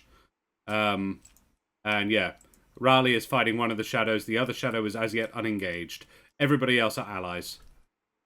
Okay. But it is more are not coming. allowing me to hover over them to Weird. identify them, but that's Okay. fine. Our entire MO up to this point has been everyone inside of the circle. So This has kind of turned into a mad dash at the end. yeah. So I'm going to move so that the circle is kind of adjacent to, in fact, I'll move it a little bit more so that I'm overlapping with the entrance to the Yep. pulsating mound, with Yep. the idea that They don't have to. our They can spirit go straight friends from your will- protection to the pulsating mound. Yes. Yeah. Brendan, I think you mean pulsating mound. Yeah, I Yeah, don't think he does sorry. mean that. Karen, sorry, Brendan, do you have anything? Do you I've have unleashed my anything power of else? sexy. Yes, I have my entire turn. Please. It will be the wasps because next. I can't identify our enemies. Is there a concentration of a number of enemies? Okay. They are all around you. Um, They're sort of in a circle around you. The nearest to each other, there is the Banshee and the Spirit, the Shadow that Raleigh is fighting, who are about 20 feet, about 30 feet away from each other, and they are towards the bottom. Okay. Cool. All right. I have almost 0 spell slots left. Are there 4 targets within 120 feet of me? Comfortably. There are 6. Yeah, great. Okay. I'm going to cast Scorching Ray at 3rd level. Hell yeah. At the 4 most damaged ones. Yep, if such cool. a thing exists. Yeah, the one that Kesh shot would be one of those 2. The one that Raleigh is fighting is one of the others. I would say then the other Shadow and the one Julio is fighting.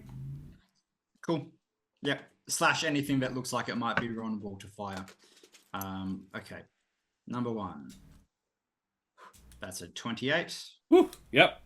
I'll do them in the order that you listed them. Yep. Another 28. Nice. Yep. An 11. Ooh. Doesn't. And a 16. And a 16. Does hit, yeah. Yeah, great. So for the first one, 8 fire damage. Yep, takes the full 8. For the second one is 7 fire damage. Oh, it is very badly hurt, but not Okay. dead. And for the last one, 3 fire damage. That's the one Julio is fighting. Okay. Julio's enemy takes 3 fire damage. Cool. No bonuses from and Hope. Hope is taking a nappy nap. Yeah, So that's me. that is true. Cool. I'll just be yelling at all of my friends to Get say, in the get in the circle. yeah. They will And go into the vagina. They go out on turn 1, like all the allies, all the NPCs go on turn 1, and at the beginning of each round or the end of each round, regardless. Did Josh do a gnome? In that case, would it be possible, and feel free to say no, but Hmm. would I be able to use my bonus action to kind of do this movement with those allies, Yeah. just to keep them in the radius? Yeah. Tell me if that's too much. I appreciate what you're trying to do, and that D&D in doing it in turn order does not allow you to. So I will say that the people who were in the circle take their action on your turn to move with the circle. So this Jobine and Pavoni, it's not Pavoni, and that Luma remain within the circle and move sort of with you a little bit just to stay in the circle as much as possible. The others I'm happy with that. weren't in the circle before and will go on their turn. Yep, great. Cool. Alrighty, wasps. Not something I get to say with that sort of inflection every day. Karen, what do the wasps do? Basically, they will pick the nearest target to them and Aiming- sting the shit out of it. Aiming for your target, possibly? Can do, yeah. Target down, yeah. Cool. So 4 giant wasp stings. Yep. I will just roll them all at once.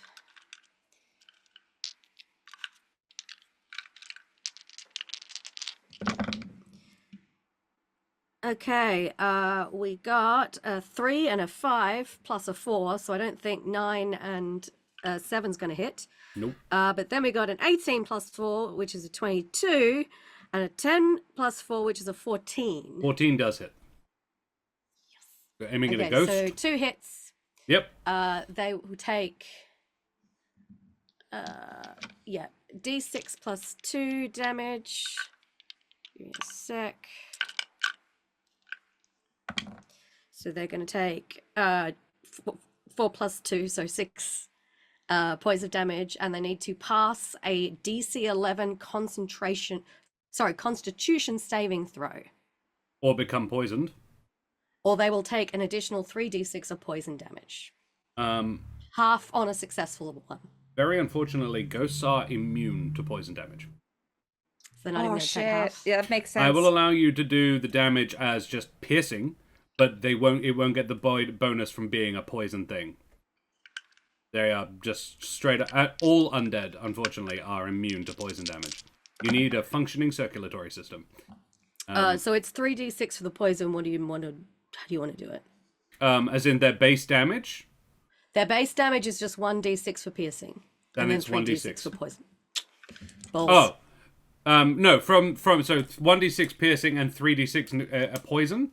Yes. I will give you half damage on the poison, Okay. which then halves again because it's not magical. But 11. and you do it 14. twice. 14 halves to 7 Yep. for the first one. And 9 halving to 4 on the second one. Is that inclusive? So were you rolling 4d6s there or 3d6s? That was the 2 3d6s. Okay, cool. Yep.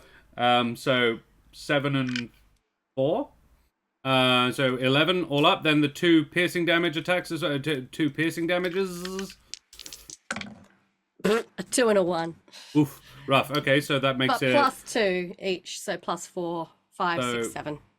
15, 18 points of damage. Yep. From a pair of bees. Pair of wasps, 18 points of damage, which we half because they're resistant to it, but it's still like not nothing. And this thing is very busy now. Busy. It has taken that much damage. It's looking quite faded, like the bees might be able to take this one. Yeah, give him another round. Those wasps might well have this guy. Yeah, good job. It is Borain Bitterground's turn. Borain is going to keep pace with the thing. He's going to he's sticking close to Eric. Seeing as none of you guys have taken damage yet, except Julio is already injured, he is going to cast Healing Word on Julio. Can I get a D4 in chat, please? His bonus is a +3. So, yeah, Julio is going to cop that much healing. No. No healing for Julio. Wow. Come back 1 year. I see how it is. Then it is it's actually the Banshee's turn first. A 4 from Bishop Blood. That's max. 7 points of healing for Julio. So, the Banshee is actually going to swoop out and elicits a mournful wail. Provided that she isn't in sunlight. Oh no, she is in sunlight. Nice. Hell yeah, Eric, let's go. That's very nice. All right, so she is going to swoop out and grab this first person who is just outside of Eric's aura. Got a little too enthusiastic and, yeah, is going to make a melee spell attack against this person. Getting a 13 all up, which is what she needs. So she does 3d6 and have to roll quite badly to not. Which one is that? This is the one out the front, the one that looks like Sage. It's not. I rolled very high. That is 15, 17 points of damage. This one, unfortunately, pops and is sucked back into the death plane, just shy of her salvation. This is it's like a floating little Luma girl, aged no more than 8 or 9. She is wearing a long white dress that sort of trails along the ground behind her. In one arm, she is holding a little teddy bear, and she just reached out, and this lady who is out in front sees her, and for a moment sort of pauses and goes like, wait, like, who left this child here? I've never seen this. And then the child touches her, and her soul is wrenched from her and into the plane itself. Revealing the child's evil intentions. Then Borain actually has his go then. Then it is the Ghosty Boys, or girls. The ghosts, the one that is surrounded by bees is Ghost 3. Ghost 3 is going to Withering Touch a couple of bees. Go fuck all the way off with that shit. These are Australian wasps, motherfucker. Wasps. The wasps are hit by it's a 24. 27 actually. 19 on the dice. Is 12. So 12, we might good. be about to Alrighty. lose the Beastie Boys. Well, it's just one of the Beastie Boys. It is a total of 7, 12, 15 necrotic damage. Dead. Okay, one wasp down. However, this ghost is very busy. With this particular... You mean they're busy? Busy, yep. The other ghost is going to take exception to Kesh's activities and actually swoop after Kesh. What a prick. I imagine the ghost saying that. I take exception to your activities. Yeah, don't like that at all. Oh, actually, you know what this ghost is trying to do? Kesh, please make me a charisma saving throw. Oh shit!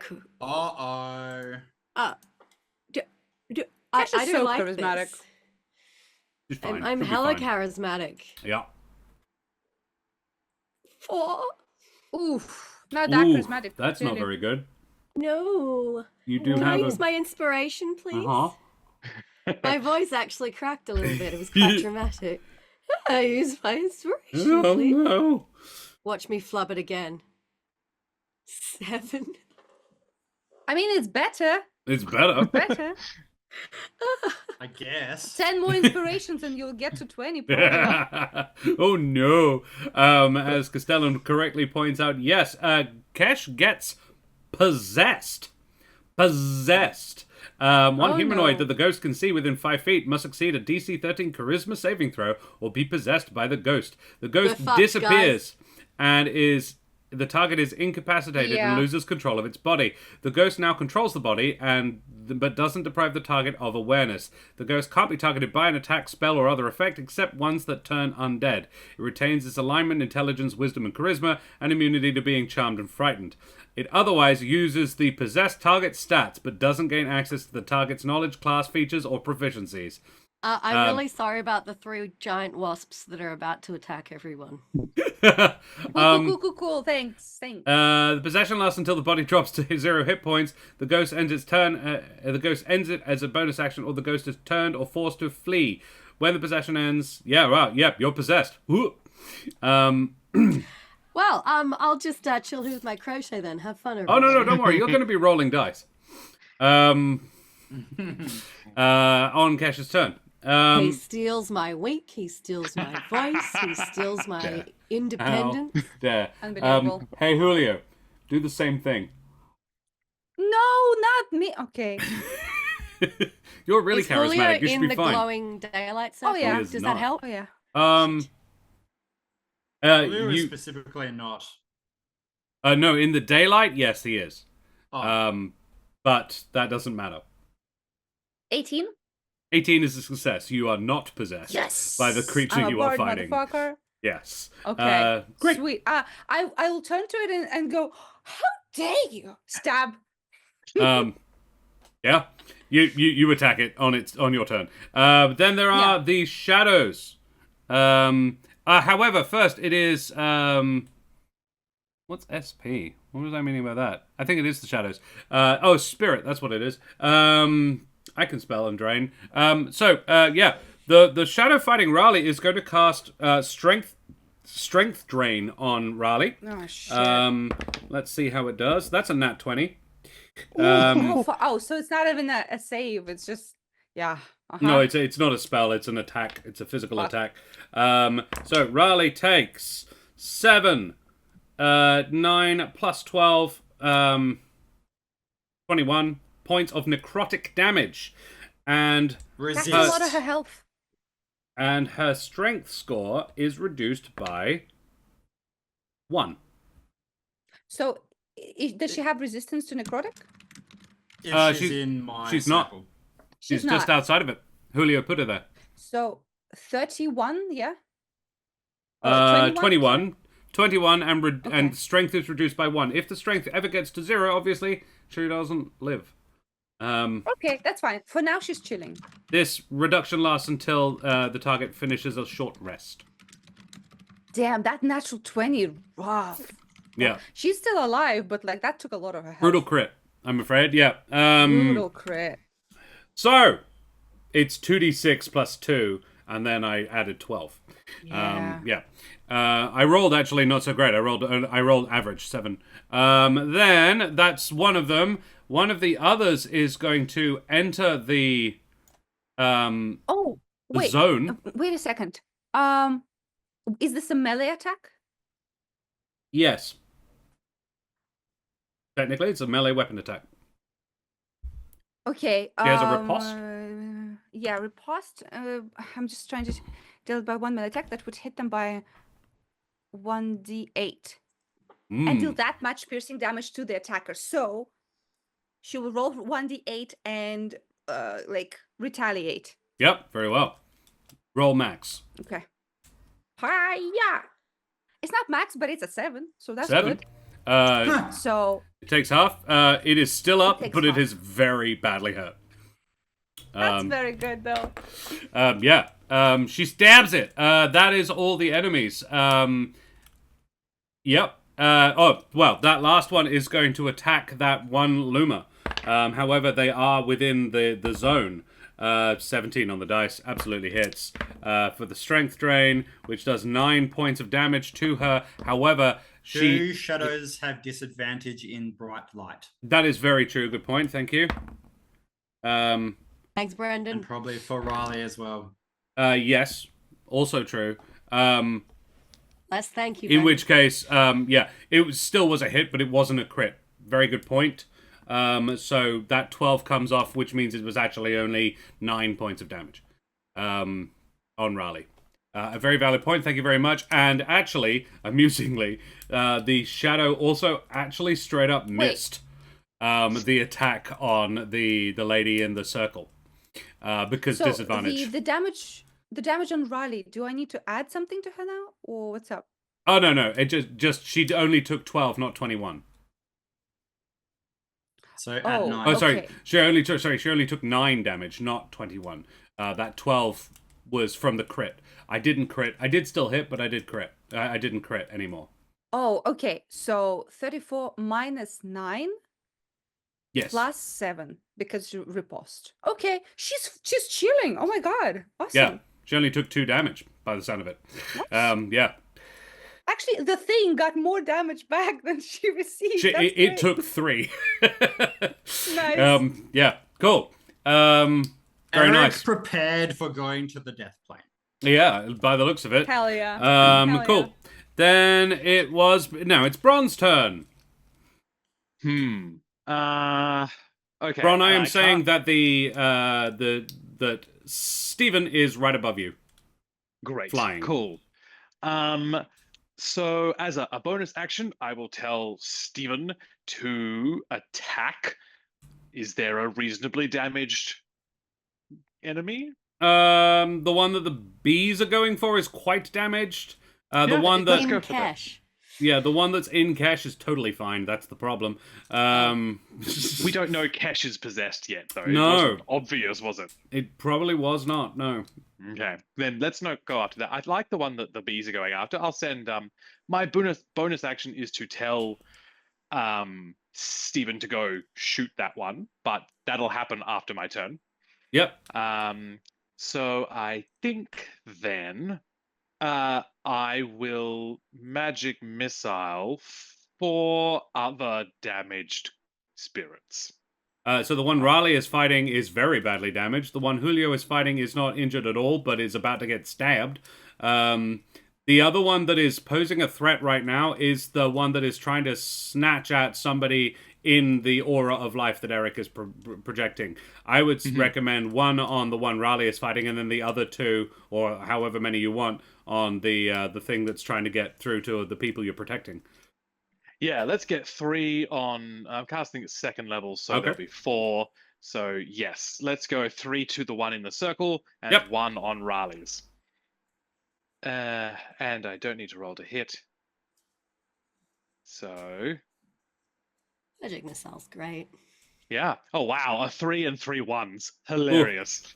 6. So- So I'm assuming Sorry, one of those jinxed it. ones is on Raleigh, and that one kills it. However, the remaining 5, it is +1 every turn, so +1 for every dart, so it is another 4 damage, so it's 9 all up on the shadow that's in the circle. It doesn't die, but it does take 9 points of damage, and Raleigh's one explodes. Yeah. Raleigh's a bit and- pissed because someone stole her kill. Yeah. Hey, that was mine! Funny. Oh, I'll keep up. Julio, you're your literally friend's a ghost jerk. right now. Let's focus on priorities. Shadow 2 takes 9 points of damage. That's 1 for me. Oh, this is going to be like Legolas and Gimli. Yeah. It only counts as 1. I can't do voice imitations right now. It really pisses me off. I feel like you actually went closer to that than you I normally probably would. did actually. Yeah, that was pretty close to John Rhys Davies. Still only counts as 1. Yeah. Anything else, Bron? Nope, I'm going to move there, but then after my turn, Stephen will go Yeah. and will shoot at the spirit there. I Yep. don't know what they have plus to hit with the boomstick. The boomstick is a dodge. It is a ranged. It's kind of like burning hands. Is the way I sort of originally intended it. It does 2d8 of damage, fire damage that they can half by dodging. So it's a dex save.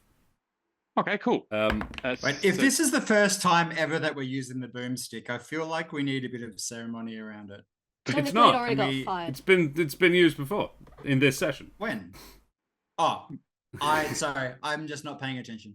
In combat, this is the first time it's been used. Oh, yeah. And Okay. what is it shooting? Is it shooting the one Julio is fighting, or the shadow that you were targeting? Ron. Which one were the bees attacking?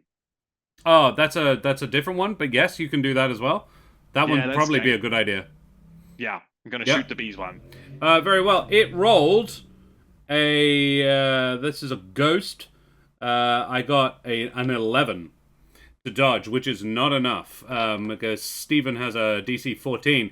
So roll 2d8 of, I think it was fire damage. Yes, Cool. Nice. Not bad. 11. not bad. Yeah. Yeah. It as it strikes down and just drains the life out of one of these giant wasps, an opening comes in, and swooping in is this bearmed deep fat friar shooting down this.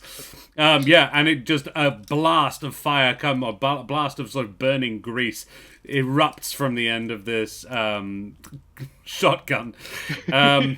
Everything now smells like late night takeout Yeah. restaurant. Shazlex, is that it, John? Is that all for Stephen and Bron? Shazlex is going to dash into the circle as well to stand next to Eric. He draws his short bow.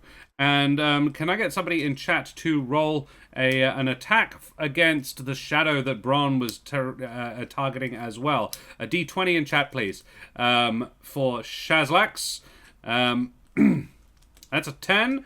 Shazlex is a fairly normal dude. He has a +3 to his attacks, which makes it a 13 to shoot the shadow, which hits. So I will roll the d6 that he is using. That's max. So 7 points of damage on that shadow, which doesn't kill it, but it now is very badly shot up. We go back to the top of the order, and Spirits. Do the spirits? oh, move your towards the friend thing? spirits, yes, absolutely. Yeah. The rest of them are starting to get through. The first couple make it. This little Gerbine, those ones actually, the front three dash through the portal, and the rest are sort of waiting at the edges. Borain is. Would the ones who aren't in my circle move into it? A few are moving towards it. The ones that could are yes, dashing as fast as they can. This guy's not actually even going to be able to make it. Ooh. Right into the middle of the ghosts. Yeah, well, it's the shortest path. He actually, I would say, probably does take a sort of skirt around. Takes him a little longer, but yeah, it's a valid point. Yeah. So yes, we are starting to get there a little bit. Yeah, cool. And then, unfortunately, more spirits appear. Oh shit. And yes, things are getting worse. And I just want to double check. There was no part of the spirit that popped from the banshee that we could revive or anything like that. It's just gone, right? You mean the shadow that you shot? No. The banshee touched someone. Oh, yeah. Actually, Bron, you are standing right next to it. Make an investigation check. Oh shit. Ooh. And there's a fire next to Raleigh. Oh, 19. 19. Bron, you notice on the floor a little shard of black, like obsidian. Ooh, okay. What else was I doing? Don't you shoot that. That's a person. Yeah. So these are. I'm actually being a bit unfair. They're starting further out than this. Yeah. Yeah. Cool. That is that round. We go again. Kesh, it's your turn. And now that guy who's trying to skirt around you is looking awfully like a target. Cool. Sorry, I just gotta swap screens. So I can see what you're talking about. Which guy are you referring to? There is a Corvum dude in purple, a little above you and to the left. Cool, he's gonna get shot He is. in the ass. Hell yeah. Watch me suddenly roll amazing. Will a 16 hit him? With a plus 11, you need to roll a 1 to miss this guy. Well, he's 10. going to take 16 points of damage. He, Sorry, he's going to take 10. 10 plus 6. he So 13 points of damage. No, I would actually say does it automatically happen to Slayer's Prey on the first one? Or can If you I put it on choose? him? Because I don't think you would.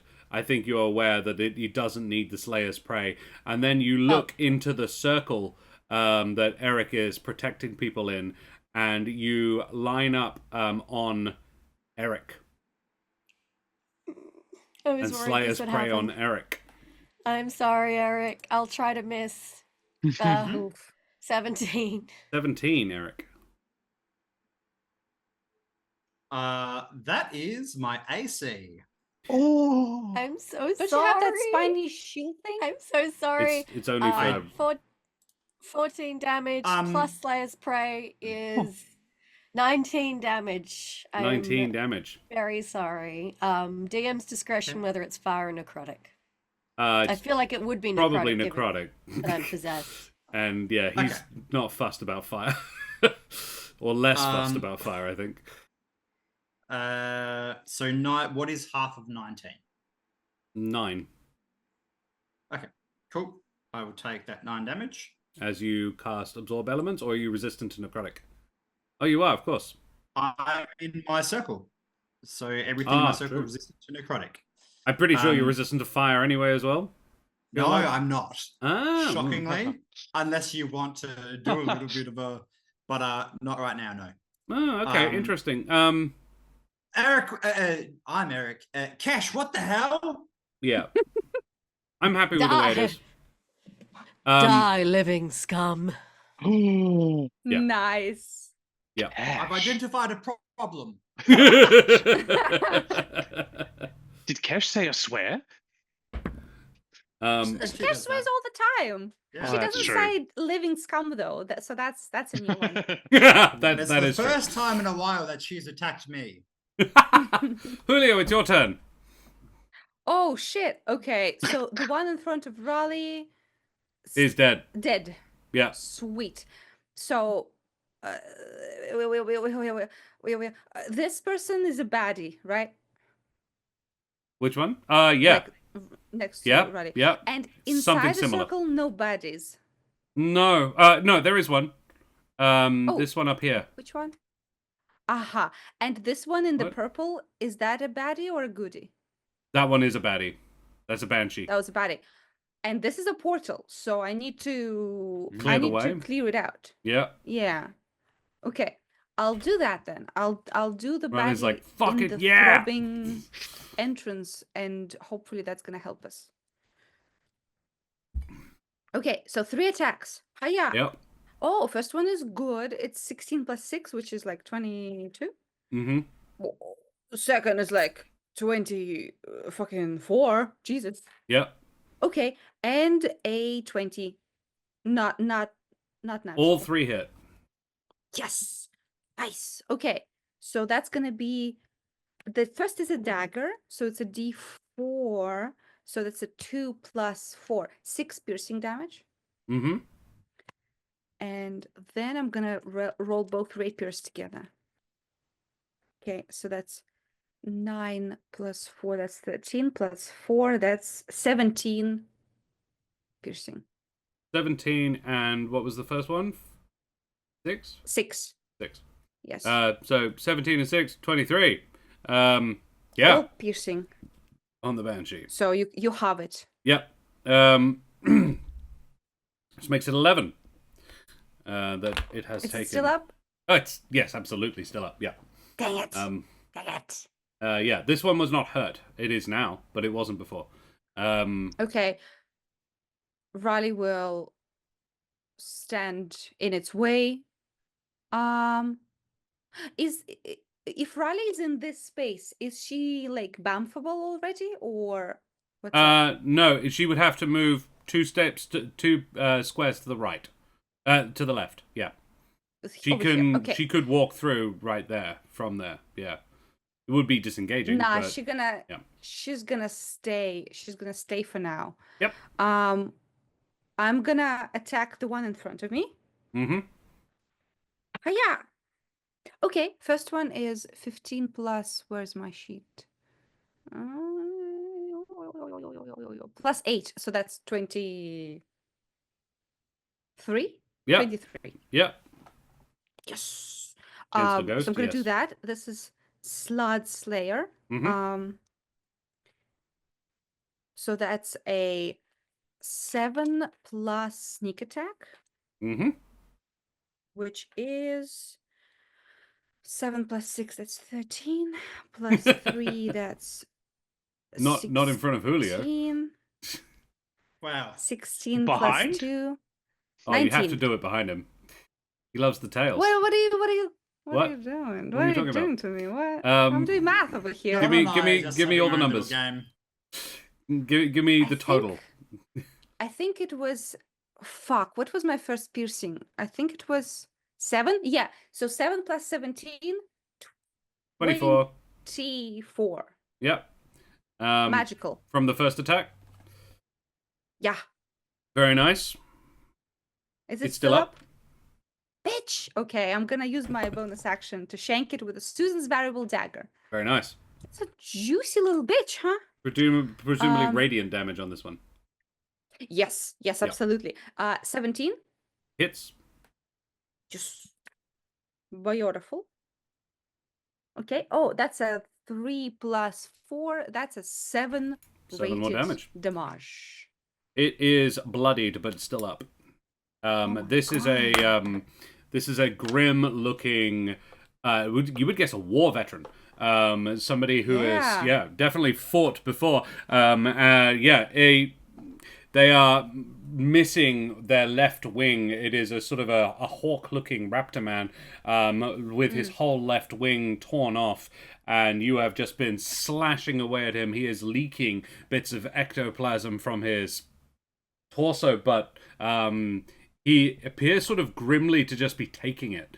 Like, not so much that it doesn't bother him as just that he is refusing to be bothered by it. Yeah. Anything else? You happy where you are? No, that's it. That's Very it. well. Cool. Then it is Eric. Okay. I assume there still is not a clump of enemies. There are 2 ghosts within 10 feet of each other, but one's inside Cash. Okay. I am so spent on spell slots that I do not have anything to help Kesh out with that issue.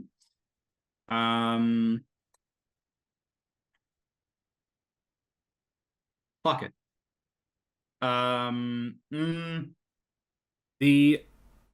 You can, because of the way we've sort of flavored it, you could maybe infer that she's outside of the aura of your life thing. Is all I'll say. Okay. Well, you reminded me anyway that I want to move closer to the thing. Yep. And as we discussed, all the NPCs already in it will Sort of move just with keep me. up. Yeah. And in fact, let's go a little bit further. Yep. They Who keep is up this just that I'm enough next to? Is that an enemy? That no? is a little pangolin lady carrying a lyre. Okay. Why doesn't she carry a truther? Okay, so Please make me a perception check. You suck. You Or- suck. Yeah, a perception check. oh wait, is this isn't the dodgy? Yeah, that's a natural 20. Nice. 29. Is Um, this the elemental granny What? from last session? That was she was, I can't remember her name, but she was an elemental that was helping out. Oh, no, Riley, no. but- No, this is a pangolin. Okay. She is a hedge woman. She looks quite young and sprightly. Yeah, no. What you notice is with your nat 20 that she is shielding her eyes from the light. Okay. Oh shit. Do I infer anything from that? And when I- you say the light, do you mean Daylight. The daylight? Yes. I mean, none of them are looking directly at it. It is very bright. But yeah, she is. Look, as long as it is not actively harming them, Yeah. I kind of expected that they wouldn't love it, but I think that it is worth discomfort for them. Oh, sure, as it is absolutely. causing our enemies. Yeah. No, you saw her back at the village. You've seen her before. She was sort of playing a little ditty shortly before you guys started running to keep people's spirits up. After Hath had arrived, she had started playing a song about Hath, like a creation myth. Yeah, she's a bard of some talent. Great. Are Kesh and the ghost that is not wearing someone, are they within a 15-foot cone of each other? They are. Great. I would like to cast Burning Hands on them. From where you are? Does Does it not can originate I from you, on or the way? It does have to originate from me. yeah? Oh it's- no, they're way too far. You're Never mind. yeah, you're about 60 feet from them. Yeah. No. Okay.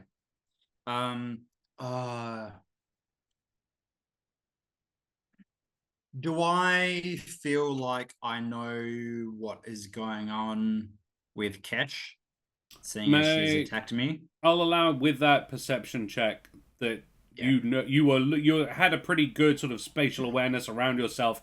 You noticed that the Kesh was trying to deal with two of these, had focused on one, and had turned her back briefly on another. That one is now not there. Okay. Take care. What And there would be Johnny. stories about ghosts possessing people, right? Yeah, quite possibly. Yes. I just see it as like, if on Earth there are stories of ghosts possessing people, then there will probably be stories of ghosts possessing people in a universe where ghosts exist. Yeah. But anyway, I will just yell out, You straight something's up wrong got with shot by a Kesh. necrotic arrow. Yeah. Something's wrong with Kesh. We're gonna have to get her through the portal ourselves. Should have taken catapult. You should have. Yes. Why, yes. Is there an enemy within 30 feet of me? Yeah. Raleigh is going one-on-one with a banshee. That's the nearest. Julio is fighting an injured ghost. Okay. And there is a shadow just outside of your spirit aura that was also quite badly injured. Okay.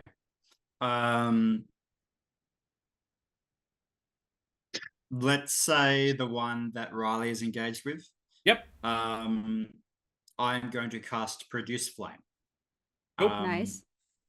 So this will be a ranged spell attack. Yep. Doing 3d8 fire. Nice. 13? Hits. Excellent. Oof. 13 fire damage. 13 fire damage. Yeah, doesn't That's like very that. good. Yeah. It's not down, but it didn't like it. And I will call out once again, stay in the circle. Valid. It's easier, but yeah, no, you've got most of them in the circle now. Basically, the only person who isn't is Julio and Kesh. Yeah, that's who I'm talking to. sorry, can't hear you. I'm also possessed. Ooh, mortals come. I guess you Um, don't want to be invincible. I already am. I'm a god. You're a speaking punching of bag. speaking of invincible, the wasps. Oh, boy. The wasps are not listening. I'm ruling that the banshee can't control the wasps, so the wasps continue to be assisting everybody else. So, Kesh, the wasps are your ability to continue being useful in this fight. Yay! Let me just quickly jump over. As here. useful as wasps are. Well,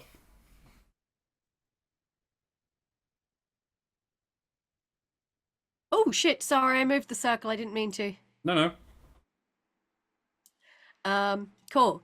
The wasps are still pro us, so Are Very there pro, any you of guys. us? basically they're gonna make a beeline. There's a ghost that they're fighting. That ghost is still up unless you Oh, want to that ignore ghost's it. still alive. Okay, Yeah. they sting the fucking shit out of it. There's Yeah. only 3 of them, but they're gonna try. Yeah, It's been shot by Steven. yeah. Stephen is also there. Kesh, you find it very difficult to look into the light that Stephen is producing. I like to imagine that it's sort of glowing from underneath the lid. Yeah. No lid. Oh, That yeah, would that's be right. There's no sensible, lid. yeah. Okay, that was 3 attacks. I got a 14, a 16, and an 11. This is on a ghost. An 11 is the DC. Yay, 3 hits. Nice. Fuck 'em up. Now, so roll the D6s from the poison and half it. And then, yeah, just the damage from the piercing as well. Okay, this is all the piercing damage for all 3 hits at once. Yes, please. Oh, 15. I rolled 3 5s. Nice. Nice. Is there any modifiers from the dex or the strength? Plus 2, so plus Plus another 6, so plus 21. 6, 21. Yaha. And then- first round of poison damage will only be 6. In fact, Kesh, you know what's fun? You kill it. Yeah. Yay! The piercing is Hell enough. yeah. The piercing is exactly enough. Yeah, it goes down. I like to think all 3 of them descend at once and just like skewer it from 3 sides at once. Yeah, absolutely. Yeah, With and that you hear this. Yeah, the wasps swoop down, and you hear this, this wail of grief, but at the same time, kind of relief from this. A female strig in the uniform of a perch guard. With tattered armor. It's sort of older uniform, like a style that has been used in about a decade. But yeah. Yeah, as she is torn asunder by giant wasps. Look, what a way to Ooh. go. Damn. Yeah, absolutely. He drops a fire as well. She does. And, yep. I'll pop one down. Ooh, no, there. Drops a. Hmm? There are little flames on the ground. Oh. Nuts. Not elemental shards. No. There is another elemental shard near Kesh. She created it.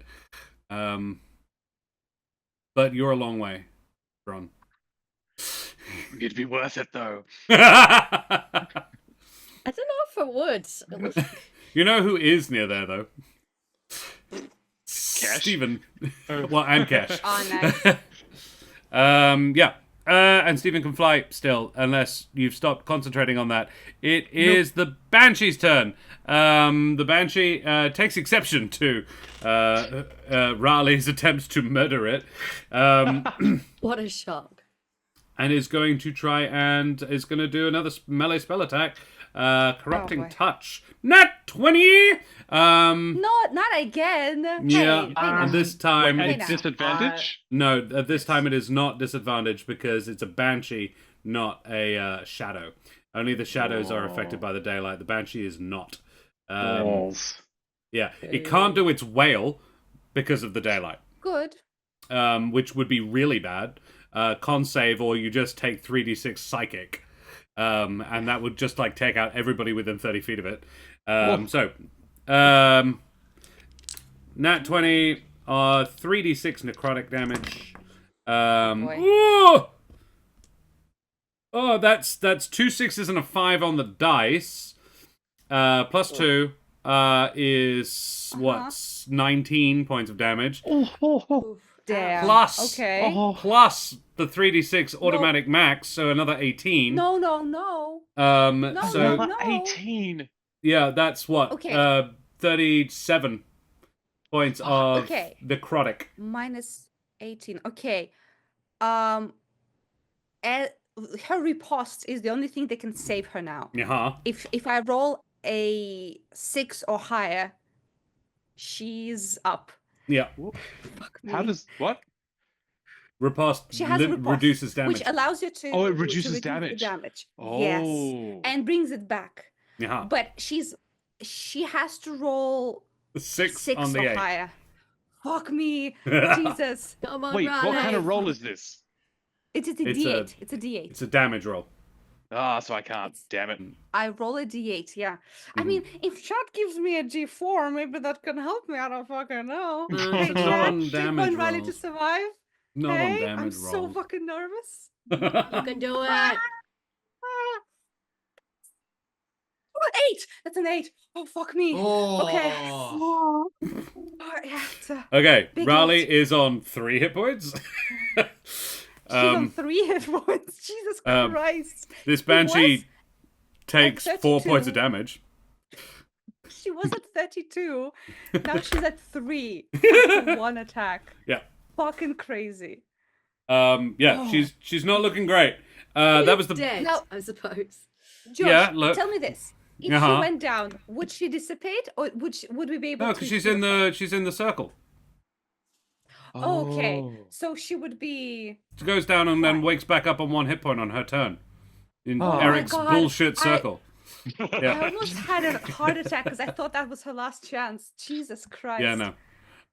Yeah. Then the other banshee is going to swoop in and do the same on that Gerbine boy over there. What Turbine boy? Me? No. Do me. No, at the top of Eric's circle, the Gerbine is Damn in it. it. I rolled a 12. So unfortunately, yes, he's gonna take the fall. Oh, I rolled another serious nasty piece of damage there. That's plenty. He goes down. He doesn't dissipate, however, because he's in the circle. But he is now lying flat on the ground, prone. His movement halved. He is actually functionally out of movement because he already moved to keep up with the circle. So that is his move. He will not be moving this turn. He is on 1 hit point and looking pretty bleary. So, to be clear, he won't be on 1 hit point until his next turn, Yes. unless you change. No. things. Yeah. That's when he will go back up to 1 hit point. Which will be on turn 1, initiative 1 in the count. Then, Then I think that's all the banshees. Then it's Boraine Bitterground's turn. Boraine recognizes that Raleigh is getting a bit fucked up. Can I get a D4 in chat for Boraine's healing word as he is going to heal Raleigh? Siphoning a nice. little bit of his own health into Raleigh. Plus 3 plus 3. Fantastic. 6 points back to Raleigh. As Boraine is also going to edge. He is going to get all the way to the edge like Raleigh. He is waiting at the portal, ushering people through it, standing next to Bron now. And as he runs past, he shouts, "You're doing amazingly, really amazingly." Like he's actually amazed. And Raleigh is like, "Thanks, I think you should. I'm a little offended you're this surprised." I thought you were going to be shit, but you're okay. Then it is the ghosts and the shadows. The ghost fighting Julio is going to attack Julio. Yeah, He can't. Go he can on. only possess. Let's see if he recharges his possession ability. He does. Don't do Um, Fuck me. um, Charisma it is a save? charisma save. Motherfucker. Motherfucker. Okay, 17. Yeah, it's fine. I Um, think that's the same thing I rolled last time, actually, on it. I don't Yep. remember. The ghost in Kesh is doing something else. Then the other 3 ghosts are going to swoop in. This one actually has to use its action to get there. This one, on the other hand, is going to attack that Gerbine fellow. That fine fellow. That red hot fellow. That red hot fellow. He's not hot. He does, however, get hit by a withering touch. I basically can't not. Withering touches are fairly nasty. Yeah, he goes down. So those 2 Gerbines are both on the ground and out for the count. Gerbines. God damn it. Yeah, fucking Gerbines, right? Wait, why? Hold up. Why do you say it like that? I think the Gerbines are actually just sort You of guys general, have Gerbines? general humble folk. So yeah, let's say one of them is a Vulpin just for difference, because Bron made the joke. They're called Gerbines, not Gerbines. Gerbines. Fair. That one also is going to move use its action to get closer. This shadow is going to try and attack Raleigh. Oh, that's so great. Not again. Y'all. Disadvantage. It is a disadvantage because it is in the light. I got a pair of nat ones. Nice. I am going to say from a pair of nat ones that Raleigh gets a free attack against it. Oh shit. Let's fucking go. Pair of nat ones, hiya. disadvantage, nat ones. Yep. Plus 6. That's a 13. 13. McBestington, is that the Holy Ghost? Hopefully it will be. When you fill it with holes! Hopefully not Kesh. Sorry, how did you do? Sorry? 13? There is a hit. The Oh, AC, the nice. best Okay. AC they have is 12. Oh, that's beautiful. Yeah, Banshees and Shadows have 12. Ghosts have 11. Okay. So that's an 8 piercing damage. 8 piercing on this Shadow. This is Shadow number 6, as I recall. 5. Shadow 5. Oh.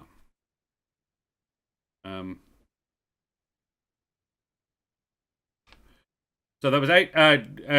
All 3 of her attacks, I presume. Like she's getting a turn, not just an attack. Oh, she's getting a turn. Oh my god. I had no Wow. idea. Awesome. Second doesn't hit. Uh-huh. Last one. Oh, I got 2 3s. Oof, Nice. rough. Okay. So that yeah, was my turn. total was 6. Yeah. 6. Okay. No, total was 8, but you have 8. it to 4. Yes, 4. Thank you. So that Shadow number 5 has taken 4 damage. Cool. Then this Shadow here, Shadow number 2, is actually going to attack Eric. It's going to swoop in and try and attack Eric. With disadvantage. With please. disadvantage, yep. 3 and a 6. Yeah, not doing so great with these disadvantage rolls. This one over here is going to try and get Julio. A pair of 17s plus 4. 21. Yaha. There you go. That's what we're looking for. Is Julio? Does Julio count as being in my circle? No, he's just outside of it. Just outside. That is I'm 6. just like teasing it. Just a 8 tip. points of just the tip of your tail. 8 points of necrotic damage, and you are going to lose 2 points of your strength score. Oh, fuck me. As My a strength is strength not drain. great, you guys. It's even worse now. As it If sucks only there was some a of the way life that one out of of you. us could protect you quite easily. If only, but If I guess only. we'll never know. It's a shame. There just isn't. Yeah. If only there was a mechanical way to make this so much easier for you. But no. Cool. Yeah, that happens. Where are the others? That one is going to have to use his whole movement to get there. That's it, I think. Yep. Cool. Then it is Bron's turn. Cool. So I just discovered something through the magical power of reading. Yes. I Great. noticed Always that, good. What? Yeah, Stephen has a flight speed already, Yes, so they doesn't do. need the Damn. spell. So I'm Neat. going to stop concentrating on that spell. I think you make it faster nice. because he doesn't have a flight speed of 60 feet, which I think Fly gives him. Oh, fly does. Okay, yeah. Well, in that case, maybe I'll keep it up. No, that has to be on my turn. That's fine. He's So probably not moving 60 feet around. No, not at Yeah. the moment. yeah, okay. Ah, well, it's up now. I don't need to drop it, unless we can retcon me casting it, which I don't think is fair. No. So I will instead. Oh God, I can't believe this shadow just lined itself up so perfectly. Bron is just going to step slightly to the side, and open like a panel on his armor, and inside is like those old soundboards full of like different plugs, and you've got wires that would go from one to the other, and he's got that, and he's going muttering about half of it is fuck this fucking ghost shit, and half of it is which Like a one is this telephone again? board in the yeah. oldie timey. Yep. And Please so he's connect gonna me, plug operator. Yeah. going to plug a couple of them in, and as he does so, the armor is going to like start glowing blue, and then a little metal arm comes out, and I'm going to cast lightning bolt at both Nice. of these, both the Banshee and the Shadow Shadow. that are attacking Raleigh. Yes. Kill stealing I'm again. I love it. I'm Dewey. going to make it so that it doesn't hit Raleigh. Oh, yeah, I assumed this, yes. Yeah, okay, cool. So each They hit creature her just to rub it in. Yeah. Each creature must make a dex saving throw and takes 8d6 lightning on a Banshee. failed save. Oh, the Banshee. Love this spell so I'm much. very confident neither of them did it. The best was a 13. Yeah, dex 17. So, 8d6. So many. 27 points Fucking hell. of lightning damage Jesus. each. The one that the shadow that Raleigh just stabbed explodes. I think Raleigh thinks that she killed it, though.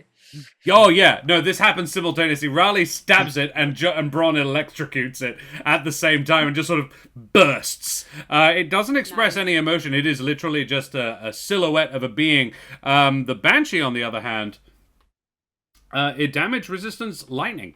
So 13 lightning damage to it. It is still up, but it's not looking great. And that is a concentration spell, is it? Nope. Is it not? I thought you It's could still do it one every off. turn. Oh, okay. No, You there are might be lightning thinking spells of that are called. conjure lightning. I am shit. thinking of core lightning. Ignore that one. Yeah. Although So that was a better roll. Damn it. Jesus. Yeah. I just that was to mark it off my spell slots. That's all. Yeah. That's amazing. and I- That's a really good roll. It really Yeah. is.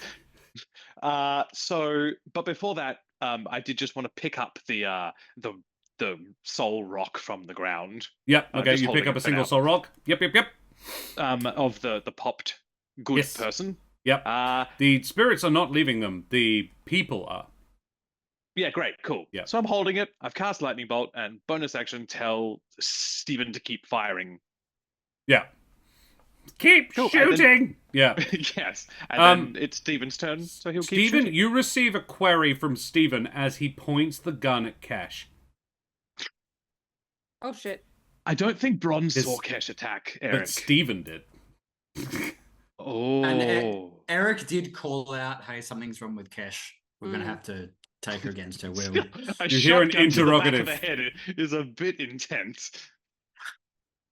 Look, she hasn't Ah. taken any she hasn't really taken any damage, so Sure, why not? Is there not any that I other want targets? you to shoot me, but Are I there mean, any you other can. targets nearby? What's his movement speed? He can absolutely move to something else and shoot an enemy.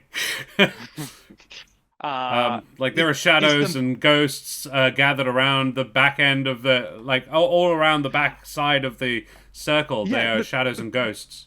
there's a ghost attacking the Gerbeans. Yes, Yeah. let's attack one of them Well, instead of a shotgun to the back of Fine. possible friend's head. Fine. As funny as that would be. It would be very funny. It would be Yeah. funny. Yeah. I can also Alrighty. deliver like cure wounds via steaming, which I he got a assume six. would Ghost just is be- like, pussy. It got a 6, That's so Stephen absolutely hits it with the shotgun. 2d8 damage, please. Got through the heart. yes.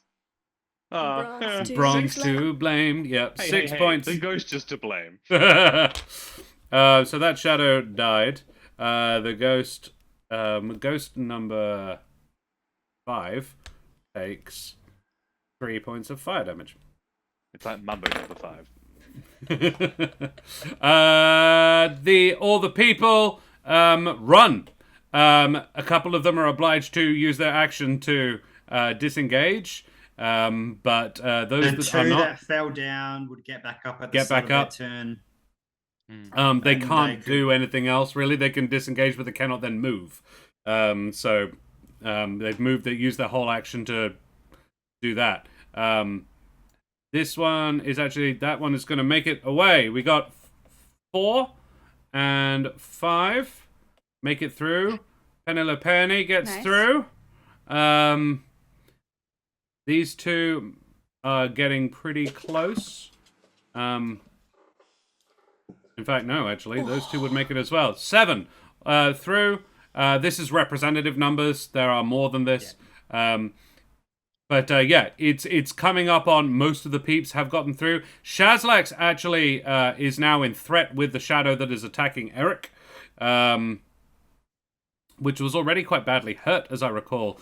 So he is going to attack that. I'm just going to roll for it for speed. An 18 from Shazlax does indeed hit for 5 points of damage, which is actually amazingly enough to kill it. Yeah. Chaz likes kill stealing. Shazlax the Kill Stealer. He I wasn't is. attacking that one, so I'm. Yeah, no, I'm you're so fine with to it. have it. Yeah, And there's a fire that comes out of that little fella. that is true. I will draw a little fire. There. Yeah, cool. So that is where we are at. Kesh is lagging behind somewhat. And then more enemies appear. Oh shit. At the edges. Yes, a third Banshee is at the bottom edge, and a couple of shadows as well. And now, it is getting somewhat late. We have one more round before before your allies are all going to be able to get out. You know what? I'm going to say this Luma is actually going to go and help that Jerbeen person move half their movement to there. And that Corvum will have helped that Jerbeen, so they are all getting further away. Rather than, yeah, they're helping their allies rather than, so they are all within a turn of the exit, provided you can keep these ghosty boys off them. Are you happy to continue, or shall we leave it there for the week? In fact, I'm going to rule, we'll leave it here. Yeah. We are, yeah. We're still a good distance Can away I end from on the an end of this. ominous note? You absolutely can. I'll It like would be glare Kesh at first. Eric and be like, "The parent is displeased." Oh, Oh shit. and I think Nice. we'll leave it there. Yes, very nice, Kesh. Very, very nice. Guys, Well, the thank you voice so of the much. 12 months, you already know my parent is displeased. That Damn. warrants a shotgun to the back of the head.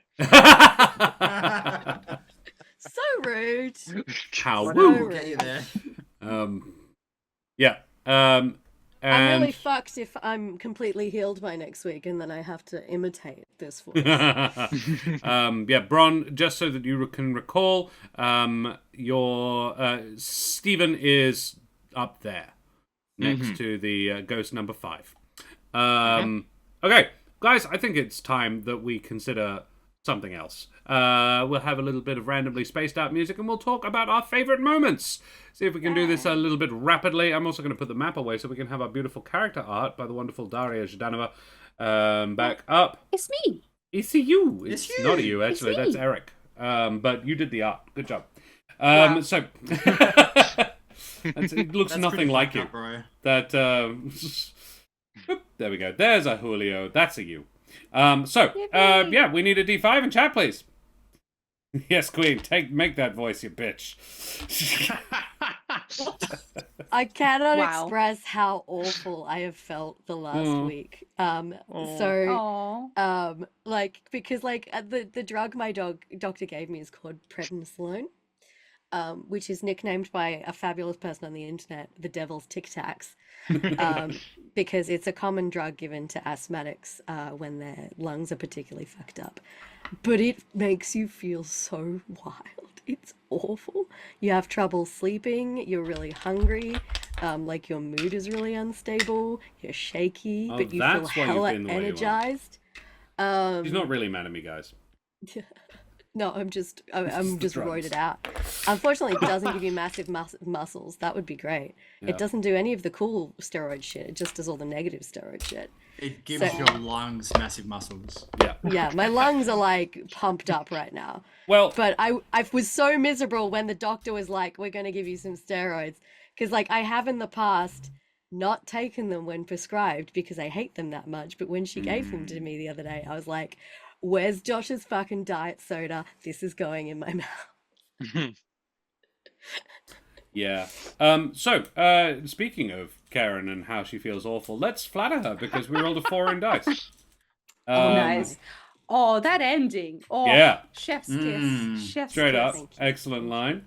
I'm going to piggyback on that a little bit.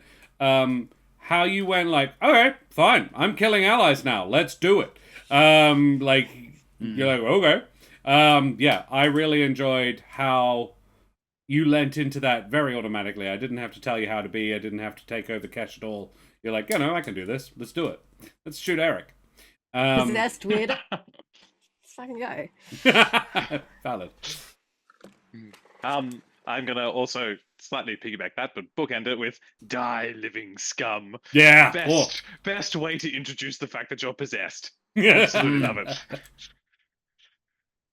Yes, keeping in character, but telegraphing to us in character. Mhm. Hey, by the way, guys. Can't rely on old Colonel Glitterweave anymore. Dave Cash leaned into being an insect queen and summoning murder hornets. I mean, yes. Also, a very solid usage of that spell. So glad you finally did it. They're kind of handy boys. They'd be way handier if, you weren't fighting undead. But yeah. My favorite Cash/Karen. I hope this doesn't come across as condescending, but as a ranger, rangers have tons of shit going on with their features and their spells and stuff, and particularly the type of ranger that Cash is. But the fact that early on in this combat, you were talking about your Slayer's Prey, you were talking about your Hunter's Mark, and no, I can't use Hunter's Mark because I've got concentration. Like, you might not be feeling well, but it seemed like you were completely across all of your shit. Like, thank you you. have the most knowledge over what your character can actually do, which is very cool. It was an opportunity Cash doesn't get an awful lot to kind of bust out those skills, because often the most useful thing she can do is just pick Shoot the guy. a target and then max damage on it. So getting a chance to bring some of those lesser used techniques out was High nice. level rangers Yeah. and a lot of high level. There's a lot of things about sort of the thing about part casters like artificers, rangers, and pallies is they don't really get to show off their magical abilities until much Yeah. later game. It's a lot of it's just I'm using this spell slot mainly to just buff the damage I do a little bit. But around level 11 or 10 or 11, they really start to come into the oh shit, you got some quite powerful stuff there. Yeah. Like third level magic coming out of a part caster is a kind of scary for a DM. Yeah. Yeah, absolutely. Karen, favorite self? I'm just double checking my notes in case there's anything I missed. Yeah, I really enjoyed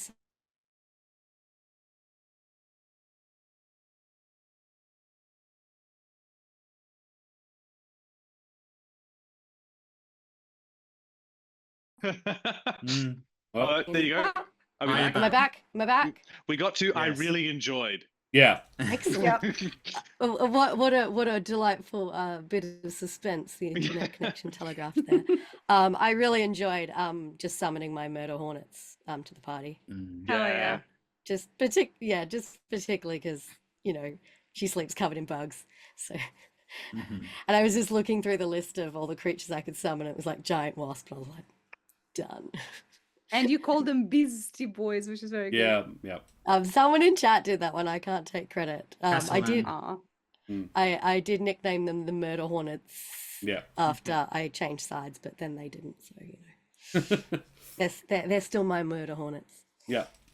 Cool. We need a D4, please. Everything's fine. Everything's fine. Yeah. Just had a little blip, a little bit of the internet going. It's fine. It's time It's for okay. bed, guys. Yeah, it is. It's sleepy times. That's a 4 on the D4. That would be Eric. Favorite Eric moment. I can go quite easily. Mhm. I will then. I really like committing to the bit. It is really hard to, once you've made a choice, you're like, I could do other stuff. I could do other things. But Eric was just solid there. And like, just, I am going to, continue doing, I have decided on a course of action. It's a good course of action. And I'm going to keep it up. It's amazing when you life. Is that what you're talking about? that, but also just sort of a lot of your sort of the things you decided to do, the daylight as well. Just sort of like this is what I am doing, keeping things away, keeping things back, and general protection, staying in the middle of people as much as possible, which is like kind of limiting his ability to be helpful. But I respect the heck out of that. That's difficult, and it's hard to resist the temptation to fuck it, I'm gonna go and do something more exciting. Mhm. I'd like to think in particularly general- highlight the. Oh, go on. Sorry. I was just gonna say, kind of ties into that nicely, particularly casting daylight on Stephen. So we had the glorious image of, this flying pot of boiling oil with a gun, Yeah. glowing with the light of the sun as it soars over the battlefield and the plane of death. And I'm like, it's fucking poetry, man. I love it. It was very good. And I think in general, Brendan is also always very good at like strategy in battle. And today, like all of the spells were on point. Like it really turned the tide on the battle. Yeah. I really liked your use of hope. And like you kept hope alive, which was, really difficult. And I really enjoyed the spells that you were casting through hope as well. That whole moment was really cool. Yeah. Thank you. I breathed fire or something. Yeah. Yeah. All of that stuff, but I just wrote a silly quote that I came out when Cash attacked me. I've identified a problem. Yeah. It was very funny.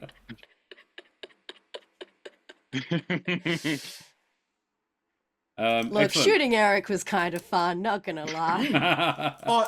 Look, it was the correct choice. Yeah. Given everything that they've been through together, she would know how dangerous and how effective Eric can be. So Also, you're the one maintaining like the dome of light. Out of Like, mild shoot that curiosity, guy. I assume you rolled a concentration save on that. No, I'm just realizing I didn't. So I'm going to roll it right now. Oh shit. Oh shit. Oh shit. Is that an ability check? It's a saving throw. It's a saving throw. It's a 9, but I am going to use for the first time the armor that Bron made me. Yeah. Studded leather of mind sharpening. Nice. So I just use one charge to just succeed. That's Nice. powerful. That Holy is very powerful. shit. It's very good. Yeah. It needs a reaction as well. So it's not good if like you're doing a lot of things with reactions and stuff, but I'm confident that I haven't really been using reactions. No, it would have happened. But yeah, it's excellent. It would have happened when Kesh took Kesh took her last turn. So it's gone and done by now. Cool. Thank you for that. Got to burn off those abilities somehow. And we had a 1 from Soundboy, which is a DM, and I don't know why I'm bringing that up. I should have had someone roll a d3. But yeah. Your description of hope going down Oh, yes. was just Absolutely. so heartbreaking. Mm. Just like her being like, I love you, Eric, and then she is just absolutely pummeled by the horde of death creatures. I'm like, no, I was not gonna my say that baby too. Hope, come back. We need Yeah. you. Mhm. I like, just to carry on from that, I am glad that you like. I had to try to save her and recall her back, but I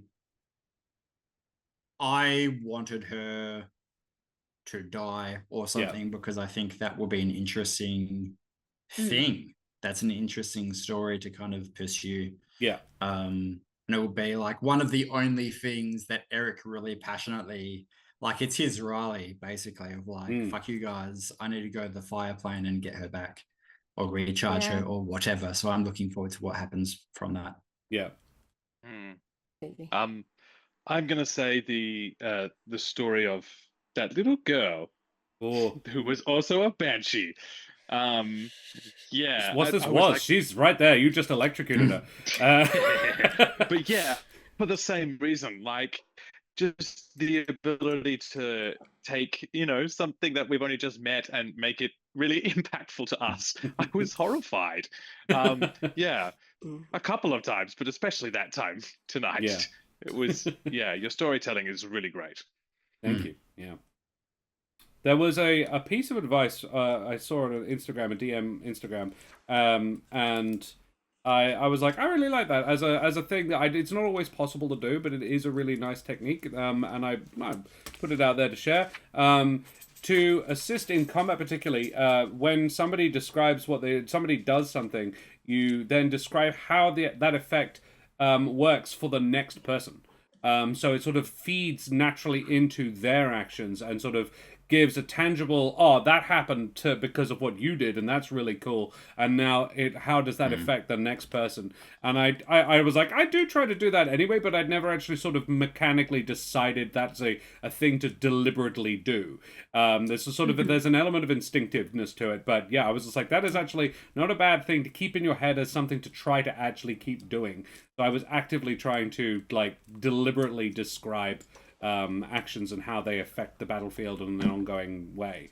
But yeah, no. If I had a favorite me, I did like that. I also liked. I quite like. I love a good skill challenge. I thought that was neat of a way to sort of an interesting and exciting way to tell that bit of that story. And the way, like, I liked the idea that the plane itself is getting in the way. Of like, how can I make this harder? I'm also pretty proud of how well I guessed how well you guys would do setting the DC. So the final DC was 72, and you got 73. Nice. And you probably would have done it easier, but a couple of you got pretty bad rolls. I was like, at this level, I presume the average roll is about an 18 on a skill check from you guys, just because you are going to be choosing skills that you're fucking good at and then rolling a 10 on average. So like I'm expecting around an 18, 19 sort of from most of your skill checks.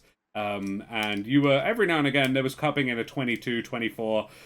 So yeah, no. You guys got a 70, 73, 69, 75. Nice. Yeah. However, if Hope had not stayed out, the DC was 76. So you would have been just under. Yeah. So there you go. Peek behind the DM screen. Any other favorite DMs? Bishop Blood said, description of the ghost girl getting popped when rushing the portal. Yeah. This guy can take advice, but not their wife's teeth. Disgusting. One thing that kind of occurred to me was it would have been very easy to just resolve the end of last session with the combat. But combining the skill check with the combat, I thought was suitably epic.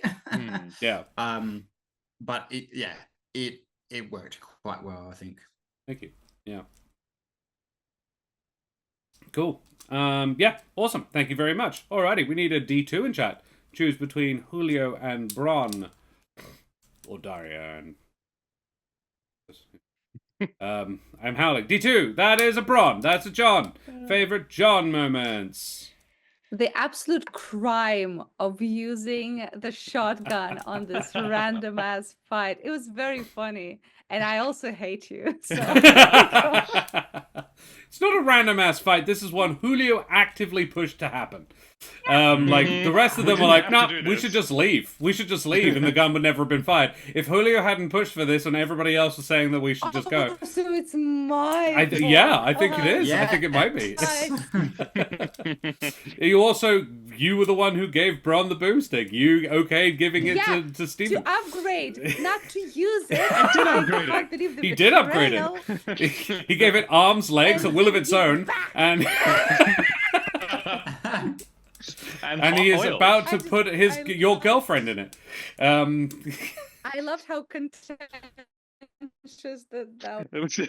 I think given it's technically Scops' boomstick, it is quite appropriate that it was fired during the rescuing of Raleigh. Yeah, there is that. Scops' Yeah, former first you're gonna name. you're gonna have a look do look like for. If you're looking for a cyclical nature to this, yes, it is in the presence of Raleigh, who hasn't existed in the world for nearly 100 episodes. No, don't tell me that. Say she was existing, just doing her. Oh, she's been adventure. her Don't entire be time, yeah, great. but she hasn't been present for over 100 Thank episodes. you. Yeah. Totally alive. Very alive. Much fine. Cool. Incredibly real. It's gotta be the flying pod boy. I know technically he does have a flying speed. I don't think he does though. He is Yeah. walking around. He's a little wandering little boy. Given how much he is not a homunculus servant anyway, Yeah. we've decided he has a lot of other things going on. I'm thinking he has sacrificed his ability to fly for his ability to boil oil. Fair. Yeah. But yeah, the mental image of Potboy leading a quartet of wasps in a flying V formation, like spitfire, literally spitting fire. Yeah, Like- very cool. Fucking lovely. How do I Thank help with you. this? I cast fly on my deep fat fryer to make it even more terrifying. Yes. Yeah. I wrote down a little quote for Bron, which was, "I knew I should have brought the catapult." Or should have brought the catapult, something like that. Yeah, should have brought the catapult. When you realise you have to get Kesh through the portal somehow without her caught red. Yeah. Oh. Yeah. Should have brought the catapult. Mhm. Legit would have been so useful, probably. They have to weigh like just about nothing. So, Yeah, you can do it on Mm. spirits, but not on people. but not on people. Spirits don't have a But huge amount of still, mass. The mental image just amazing. I don't want to between. No. It's like Karlak picking people up and using them as weapons. Yeah. when the bombs Yes. get through. Just so satisfying. You do have one person that you could catapult because you're holding it. You just Yeah, picked but it up. maybe. Mm. I also have Revivify. Mm. So, Ooh. Will it work on a dead person? So I just want to throw in there that is definitely deserves a shotgun to the back. yes. Favorite self? Have we had it? no. Favorite self. Yeah, look, I did very much like the flying shotgun. I think there are some times where silly things actually turn out quite well, and I think this was one of them. Yeah, let's say flying shotgun. Why not? Sure, absolutely. Which leaves us with Daria. Favorite Daria moments? Oh, there's a lot tonight. Defending the Gerbeans. Yeah, I was. Yeah, and doing so at his own expense, not being in the circle, and much to my annoyance, Yeah. but very on brand for Julio. Like he gets a free disengage. He could yeah, just take one step putting- backwards right now, like after attacking, and then Yeah. See, I deliberately didn't do it because I was thinking if this thing wants to avoid me and go to Jorbeans, I would have an attack of reaction to shank him on the way. Yeah. That's why I always stayed No, there. yeah. Because like I get the it. goal is to protect the others. Yeah. Yeah. Yeah. Yeah, just always, as always, putting everyone else ahead of himself. Yeah. Definitely. Just kind of funny because Kesh's whole plan was basically to try and stay on the edge of the circle, but got possessed, so never got the chance to get went back sideways to a them. little bit there. It did go a little bit sideways, but in the best possible way. I've remembered it was a wonderful moment very early on where Julio leapt into the air to try and grab the granny that was being carried off by the ghosts. Yeah. Just, in the face of insurmountable obstacles, why not just fling yourself bodily after a random granny? Like, it's just, it was so perfect. It was lovely. And then just hanging off to not be balloon. substantial I enough to bring forgot- her back down. So I just forgot how fucking weak hanging I on to am. her ankle until Stephen came and fucking... Shotguns them out of the air. And I'm going to piggyback on that, the notion that you got upset about it. I was like, this is done literally to save you. No. See, problem was also like there's a second option, which is to grease the grandma. I was like, yeah, perfect, grease the grandma. Boiling oil, the granny, is what it would have been. Oh, I think I it's thought to it's just cast the spell Grace, right? yeah, cast it. Yeah, Oh, that's okay. what I All right, okay. planned, but You loop, deep fried loop granny the is grandma up. funnier. Loop The her up. Brutus moment, says Bishop Blood. Yes. Just Yeah. in terms of group of players, that was very fun. Yes, I enjoyed that. I feel betrayed. I feel hurt. and betrayed. I'm gonna say You'll your feel control less hurt if you stayed in my fucking in the circle. fucking circle. Yeah. I'm gonna say your control of Raleigh. Yeah. Yeah. Because I kind of threw that at you, and you're like, "Oh yeah, sure, I can do that." It seemed appropriate. But yeah, Raleigh was badass in this. Yeah, she was And, great, but yeah. I was sweating. because I was putting her in danger. Very I was much. like, if she dies, that's fully on me. I don't want that.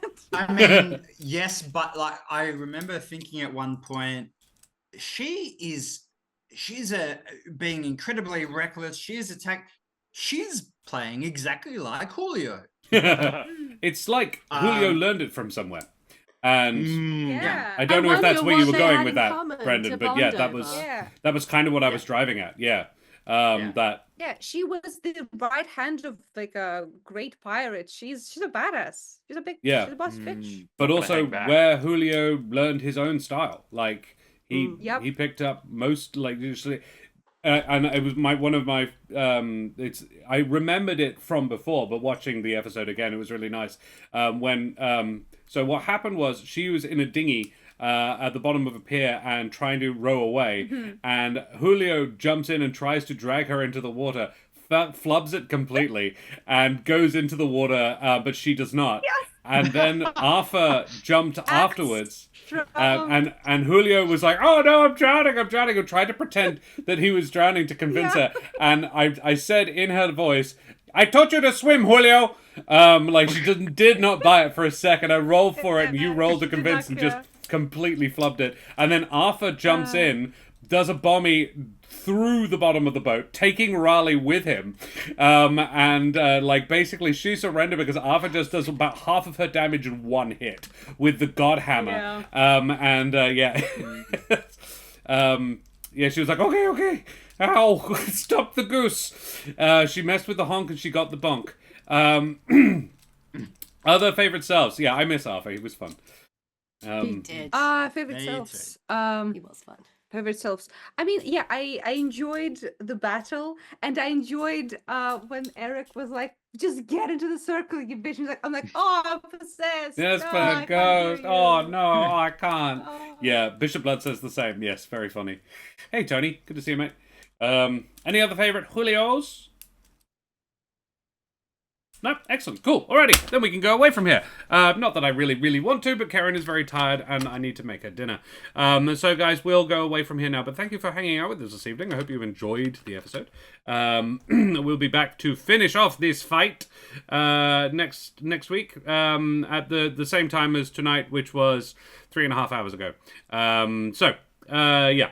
That will be the starting time for the next couple of episodes. Then we'll be back to our normal starting time, 6 p.m. AWST, or half an hour earlier. So 4 hours ago every week. So, yeah, guys, who the absolute heck have you been tonight? Brendan, who the heck are you? I'm Brendan. I'm an actor and director based in Perth. And I am primarily here to form an antagonistic relationship with Daria. What's this form? doing wonderful. Maintain, I think. Yeah. Karen. Hello, I am Karen, sometimes known as the Mother of Bunnies, and temporarily the sexiest voice on Twitch. You can you can find me here often on Tuesday nights where I play video games. We're currently wrapping up a 5-chapter Wilderness campaign, which has been very interesting. Hopefully wrapping that one up on Tuesday, provided I don't lose my voice any further.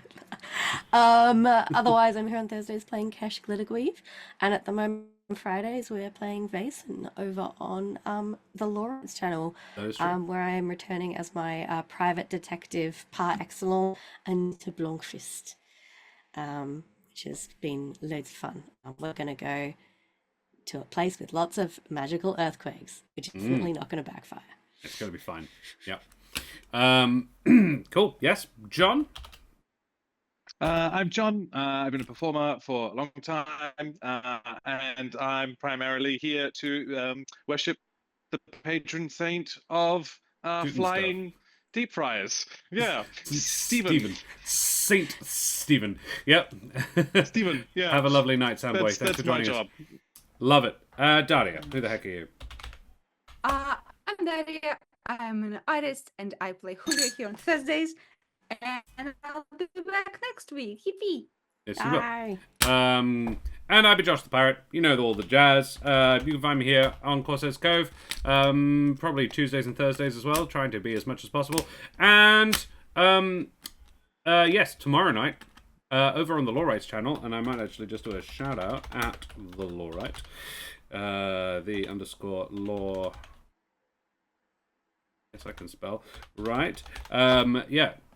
Head in there to check us out playing Vason. We are starting 5 p.m. AWST. So 5 hours ago, but tomorrow. Yeah, I'll be back with Ansfred Blomfist. Totally just another private investigator. Nothing spooky or weird about him. Doesn't talk to the dead or anything like that. Never done that. Why would he? Why are you asking? What's with all these fucking questions? Under some potatoes. Why does that remind me of Kingsley so much? The only people who know, if you know, you know. Blast! Bardic Blast and nothing else. Yeah. Guys, we're supported by a couple of wonderful groups of folks. Wooten Forge Gaming Accessories, who make stuff like this thing. Gorgeous, very pretty. Abis got one recently, didn't you, Abis?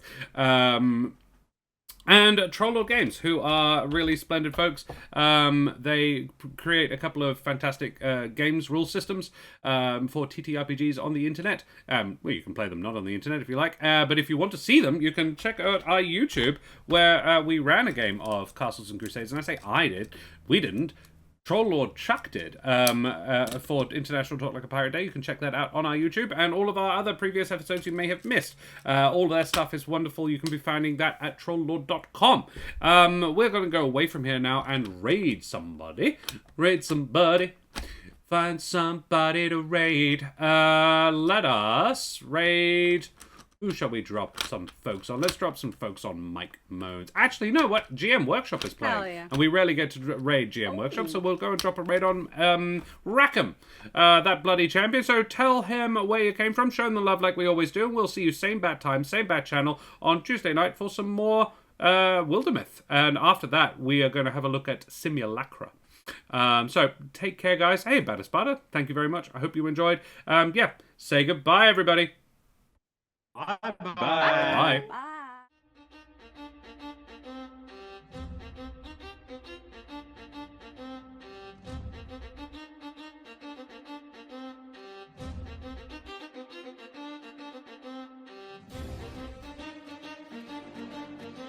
Whee!